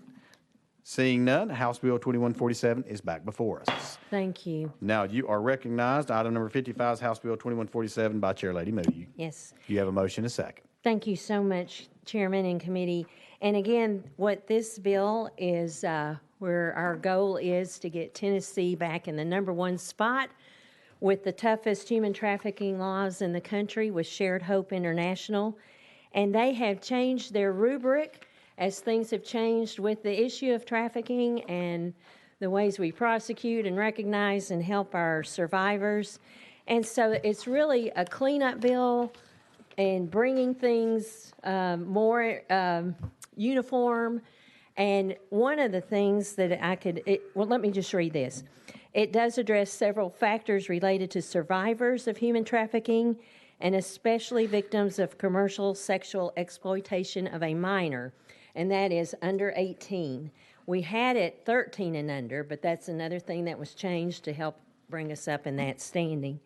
It standardizes assessment and screening processes for youth serving agencies, creates a more victim-centered response to these instances, similar to what we have done in the past for minor victims of prostitution, and strengthens the law with regard to prosecution for these offenses. So if you have any questions about certain sections, I can certainly address some, but that in essence is where we're trying to get with this legislation.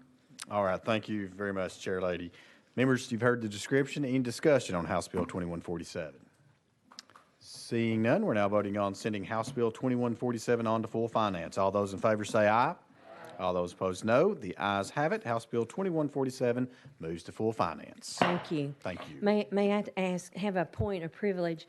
I just got off the phone with someone in Memphis, and they were talking to my hospital administrator, and they're having to move patients because of the tornado weather in the area. So if you'll remember our folks in West Tennessee that are under the gun right now, and pray that it doesn't come this way tonight. But thank you all. Absolutely. Thank you very much. And our prayers are certainly with West Tennessee at this time. Thank you for that. All right, members, we're back to item number 39. Item number 39 on our calendar is House Bill 2723 by Representative Miller. There he is. You have a motion and a second, Representative Miller. You are recognized on House Bill 2723 for a brief description. Thank you, Mr. Chairman, members of the committee. Mr. Chairman, I think there's an amendment traveling with. Yes, sir, that's correct. It is traveling. 5152. Correct. Explain the amendment. Department of Human Resources shall develop the policies and procedures necessary to implement this section. Senate Bill 2672, I think it's scheduled for floor actions tomorrow morning. However, House Bill, pretty much self-explanatory, entitles officers and employees of state agencies, boards, and departments 5 days of paid leave in the event that a minor child contracts COVID-19 or if the child's school or daycare facility is forced to close due to COVID-19 and the parent, officer, or employees must stay home with the child to provide for the child's care. Mr. Chairman, members of the committee, hopefully that will not occur. Hopefully there will be no more closures of daycares or schools in reference to COVID-19. However, it is possible. If that were to happen, then this law would go into effect. All right. Thank you, Representative Miller, for that description. Members, any discussion on House Bill 2723? Seeing none, there is a cost associated with House Bill 2723, so we will have to place it behind the budget, consider it at a later date. So without objection, House Bill 2723 goes behind the budget. Thank you, Mr. Chairman. Thank you. All right, that brings us to item number 40. Item number 40 is going to be House Bill 2519 by Representative Sexton. You have a motion and a second, sir. You're recognized for a brief description. Thank you, Mr. Chairman. What this bill does is it raises the limit for purchasing on the road, county road superintendents from $10,000 to $25,000. The original was $10,000 was set in 2005, and it hasn't been changed since then. So when we take into account inflation and the cost of gasoline and the raw materials, they have to put out 3 competitive bids, and a lot of times they have trouble getting one. And so we felt like that this was a good number, and it's been received well. So that's where the bill comes from, and it actually creates a positive note of $1,100 per county, I think, because they don't have to send out as many bids for, a small amount. Right. All right. Thank you, Representative Sexton, for this description. Members, any discussion on House Bill 2519? Question's been called. Any objection, call the question. Hearing none, seeing none, we're now voting on House Bill 2519, moving on to full finance. All those in favor say aye. All those opposed, no. The ayes have it. House Bill 2519 moves to full finance. That brings us to item number 41. Item number 41 is going to be House Bill 2693, also by Representative Sexton. You have a motion and a second. It looks like there's an amendment that has been filed that actually rewrites the bill. That's drafting code 016748. Is that what you have, Representative Sexton? I have 016748, yes. That is correct. Okay. Do we have a motion and a second on the amendment? Motion. We have a motion and a second. Let's go ahead and get this amendment put on. Any discussion on the amendment? Seeing none, we're now voting on Amendment 016748 to House Bill 2693. All those in favor say aye. All those opposed, no. The ayes have it. We are back on the bill as amended. You are recognized, sir, for a brief description. Thank you, Mr. Chairman, Committee. For some time now, I've desired to see the office of a chaplain here at the state capitol, and that's what this bill does.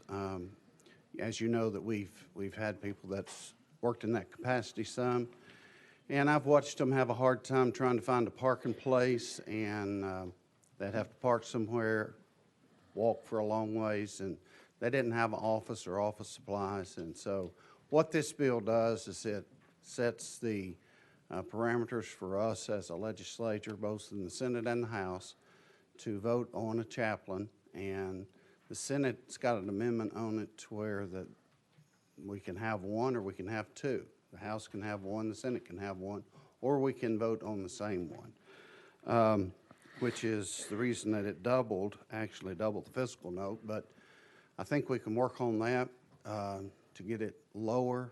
But that's what this bill does. It gives them access to a parking place, an office supplies, a computer, and passes to both chambers. And it actually doesn't set a salary, but it does reimburse them for their expenses, just like we get reimbursed for motel mileage, but it does not set a salary. Okay. All right. Thank you very much for this description. Members, you have heard the description of 2693. Any discussion? Chairman Williams. Thank you. One of the things you did make a comment, I do think that even though the Senate body is 1/3 the size of ours, they definitely need their own chaplain. Thank you. Thank you. Representative Hall. And thank you, Chairman Sexton. I think your heart is always in the right place. I appreciate that. I have heard some concerns from some pastoral groups across the state. And as Senator Williams, as Representative Williams was talking about the Senate there, one of their own members was actually their chaplain. Senator Sutherland served as Senate chaplain for quite some time and was bestowed that position and served well in the Senate for many years. So I understand where you're coming from. I do want you to know that there have been some concerns from some pastoral groups across the state. I think the chairman's going to have a motion here in a few minutes, but I certainly understand where your heart's coming from. Thank you, Chairman and member. Thank you, Chairman Hogg. Representative Sexton. And I appreciate you bringing that up because we have had several people come to our office and ask questions about that. One thing that I want to reassure everyone is it really doesn't change anything that we're doing now. As far as the pastor of the day would go, we're still going to do that. It really changes nothing other than have someone that's here every day that would be available if you had, lost a loved one or some tragedy in her life. You have someone that you know, like you would your pastor back home. But it doesn't set any kind of precedent for them to be in charge of anything or do anything different than we're doing it now. We're just adding to, we're not replacing anything that we're doing now. At least that's my intent. But I appreciate and do understand any and all concerns. All right, thank you, Representative Sexton. Further discussion on House Bill 2693. Seeing none, House Bill 2693 does have a cost associated with it, so we will have to place it behind the budget and consider it at a later date. So without objection, House Bill 2693 goes behind the budget. Thank you. Thank you, Representative Sexton. All right, members, that brings us to item number 42. Item number 42 is going to be House Bill 2253. We do have a request to roll this 1 week, so without objection, House Bill 2253 is rolled 1 week.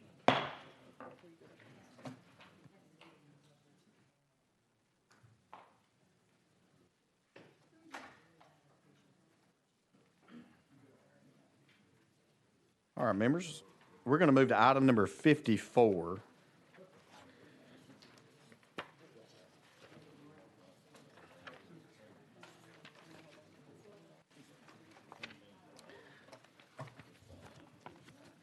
Item number 54 is going to be House Bill 2094 by Chairman White. And Chairman White, I'm sorry I didn't pick up on you earlier. I have a head in the way, so that's why I didn't see you. So, I apologize for that. So House Bill 2094 is by Chairman White. You have a motion to second. You're recognized, sir. Thank you, Chairman of the Committee. It's been an exciting 2 hours.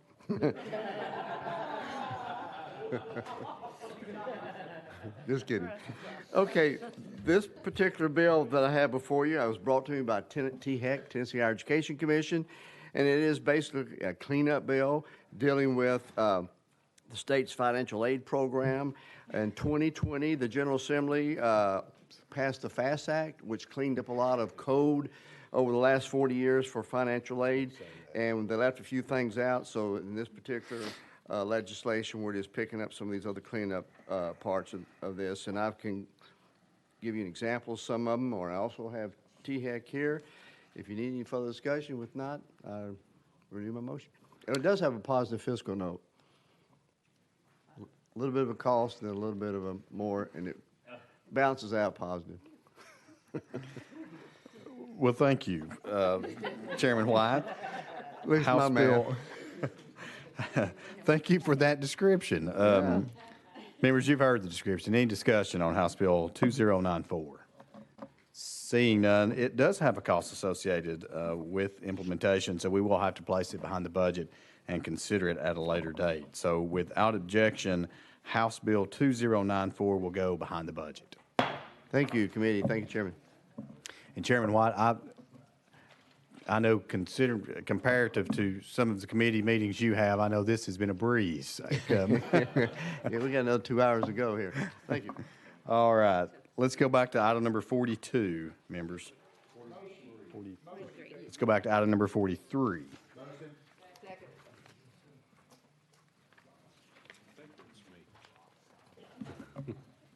All right, item number 43 on our calendar is going to be House Bill 1248 by Representative Thompson. You have a motion to second, sir. You're recognized. Thank you, Mr. Chair. This is a bill that simply makes a change in the code for theft of a firearm. As you know, currently in the grading system, theft of a firearm valued between $2,500 and less than $10,000 is a Class D felony. This bill would add theft of a firearm from a law enforcement vehicle is a Class D felony, even if valued below $2,500. And with other offenses, it emphasizes that crimes against law enforcement are especially egregious.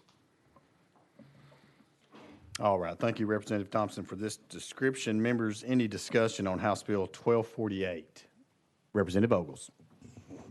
Thank you, Chairman. To the sponsor, this is a great piece of legislation because working in law enforcement, I would say that most weaponry that they use is under $2,500. I mean, they buy in bulk, and the cost is very low. So this is a great piece of legislation and something that we should have taken care of a long time ago. Thank you. Thank you, Representative Ogles. Further discussion? Leader Camper. Thank you, Mr. Chair. Mr. Chairman, I just want to say that to the member that this bill is rock solid, Dwayne, rock solid. And we would hope that as we move forward, we can find the money for this as well. It has a teensy fiscal note on it. We'll work through the fiscal note. Thank you, Mr. Chairman. All right, thank you. Anyone else? Discussion? Seeing none.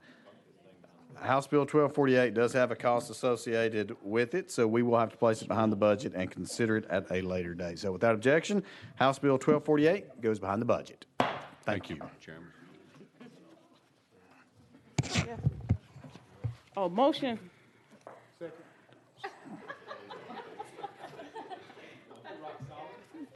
Did you call on me, Mr. Chairman? No, ma'am. Oh. I'm about to, though.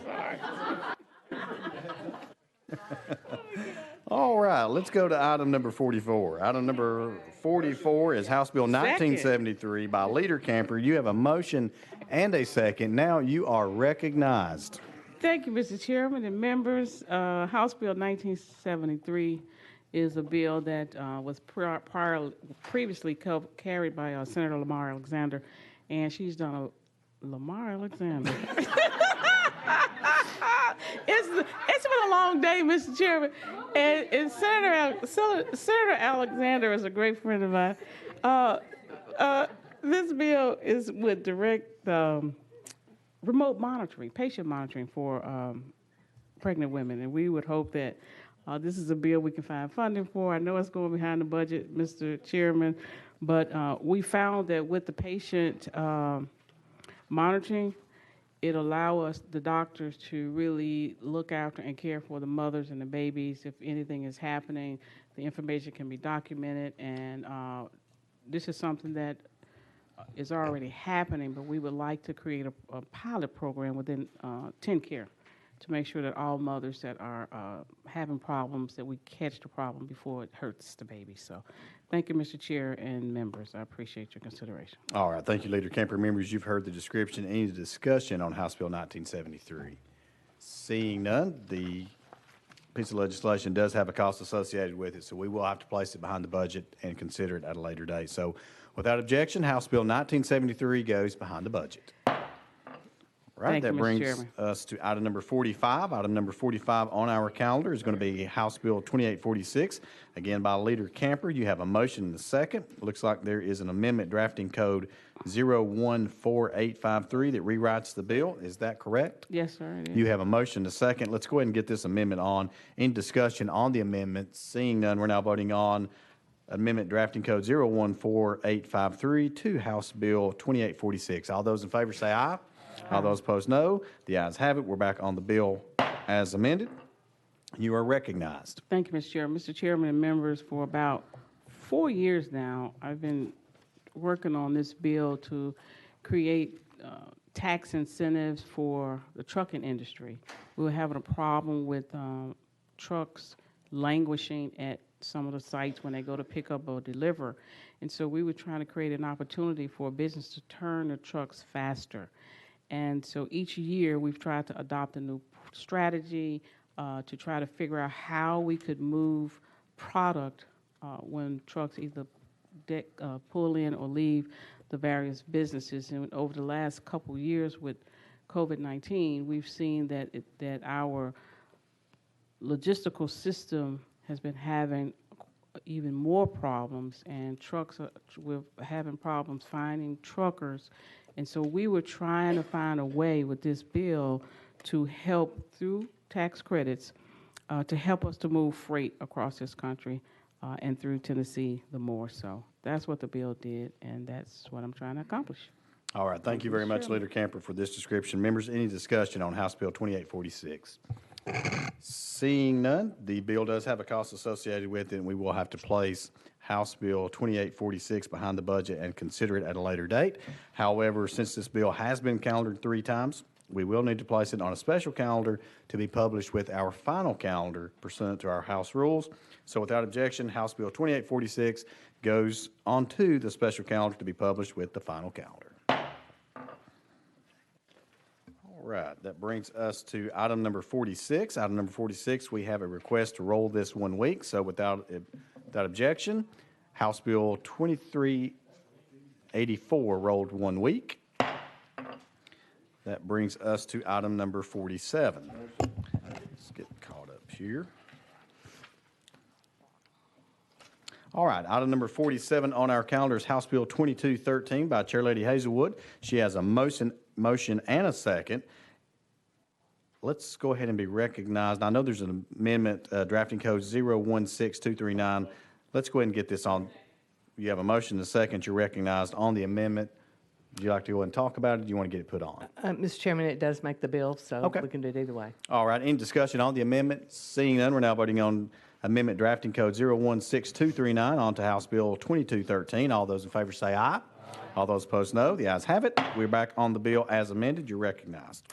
Thank you, Mr. Chairman. This bill simply sets up a healthcare task force to review the reimbursement of health professionals that are employed by agencies that perform healthcare services in the state that are contracted by the state employees. We have worked really hard to get DID employees up to a more reasonable level, but there are a number of other employees who work for third-party agencies taking care of Tennessee constituents. And we have, like many parts, if not all parts of state government and the private sector as well, there's a workforce issue. And we just want to look at what we need to do to pay those employees in a fair wage for the job that they do. And this sets up the task force and identifies the folks that would be participants on it. All right, thank you, Chair Lady, for this description. Members, any discussion on House Bill 2213? Seeing none, there is a cost associated with House Bill 2213. And while it pains me to be consistent, we will have to place it behind the budget and consider it at a later day. So without objection, House Bill 2213 goes behind the budget. And I see the pain in your eyes. All right, members, that brings us to item number 48. Item number 48 is House Bill 2609 by Chair Lady Hazelwood. We have a request to roll this bill 1 week. So without objection, House Bill 2609 is rolled 1 week. All right, that brings us to item number 49. Item number 49 on our calendars, House Bill 2729 by Representative Ogles. You have a motion and a second. You are recognized. Thank you, Chairman and members. This is the companion bill of the piece of legislation we passed last week on the House floor. This would be a TASER study requiring a comprehensive evaluation of the routing and storage of emergency communication on our colleges and universities across the state. Right now, all colleges and university and higher ed is required to report crimes on campus to the General Assembly, as well as report that to the general public to be in compliance with the Clery Act. Unfortunately, we have several institutions that seem to have not had crime in the state for several years. So the routing of the emergency communication at the first call is vitally important for backtracking crime in the state. So with that, I will take any questions. All right, thank you very much, Representative Ogles. Members, you've heard the description. Any discussion on House Bill 2729? Seeing none, House Bill 2729 will be placed. We will actually be having a special calendar for TASER studies, so without objection, we're going to send 2729 onto the TASER calendar. So without objection, so moved. All right, that brings us to item number 50. Item number 50 on our calendars, House Bill 2774 by Chairman Todd. You have a motion to second. You're recognized for a brief description, sir. Thank you, Mr. Chairman. This legislation creates the More Opportunities for Students in Tennessee, or MOST Act, and it's an educational grant program that utilizes federal funding, if it's available, and we're expecting it to be distributed in a grant process to low-income families that can use that money for learning loss, to make up for some of the learning loss over the last couple of years. be glad to answer any specific questions. And this is totally dependent on federal funding. It would not take any state funding whatsoever. And I don't know the process of that, but if it has to go behind the budget, I understand that, but it's not dealing with any state funds whatsoever, and it's only contingent on federal funding. All right, thank you very much, Chairman Todd, for this description. Members, any discussion on House Bill 2774? Seeing none, as the sponsor alluded to, there is a cost associated with it. We will have to place it behind the budget and consider it at a later date. So without objection, House Bill 2774 will go behind the budget. All right. Item number 51 on our calendar, item number 51, House Bill 1667 by Chairman Whitson. This was previously considered and placed behind the budget. It has now been funded in the administration amendment, and it can now move out to full finance. So any objection at this time to reconsidering our actions on House Bill 1667? Any objection? Seeing none, House Bill 1667 is back before us. Item 51, House Bill 1667. Do we have a motion second? We have a motion second, sir. You are recognized, Chairman Whitson, on House Bill. Thank you, Mr. Chairman and Committee. This requires the Commissioner of the Department of Education to employ a certified school librarian to serve as the Tennessee State Library Coordinator. Requires the State Library Coordinator to, among other things, to assist school librarians in implementing the Department's strategic plan and literacy initiatives, and to train school librarians to strengthen school library programs for students in grades K through 12. With that, Mr. Chairman, I renew my motion. All right, thank you, Chairman Whitson, for this description. Members, any discussion on House Bill 1667? Seeing none, we're now voting on sending House Bill 1667 on to full finance. All those in favor say aye. All those opposed, no. The ayes have it. House Bill 1667 moves to full finance. That brings us to item number 52 on our calendar. Item number 52 is going to be House Bill 1686 by Chairman Williams. You have a motion to second. You are recognized, sir, on a brief description.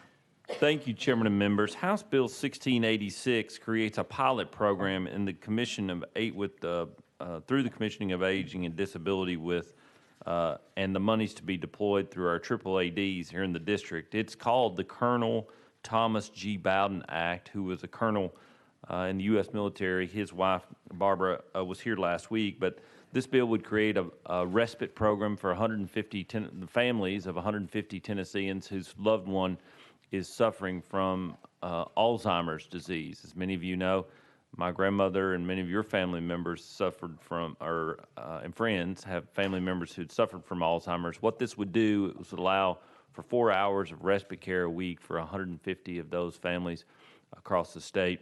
It is a pilot program, so it would only last for 3 years, with the idea of whether or not this investment in these families would effectuate the ability for people to stay a longer duration of time in their homes. So I recognize it does have a fiscal note, but hopefully we'll be working with you guys to try to see if we can get it funded. But that's a description of the bill. All right, thank you, Chairman, for this description. Members, any discussion on House Bill 1686?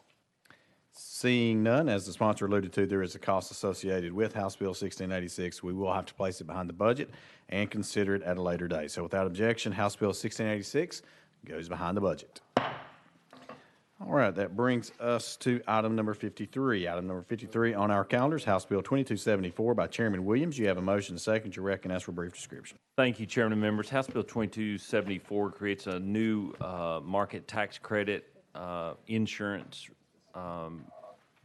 franchise excise tax credit for businesses across the state who invest federal tax credits, who invest in businesses in rural Tennessee. There's already a federal tax credit structure in place, and this would follow that. I recognize it has a fiscal note. Happy to answer the questions members might have.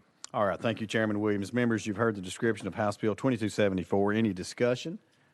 Seeing none, as the sponsor has already alluded to, there is a cost associated with House Bill 2274, so we will have to place it behind the budget and consider it at a later date. So without objection, House Bill 2274 goes behind the budget.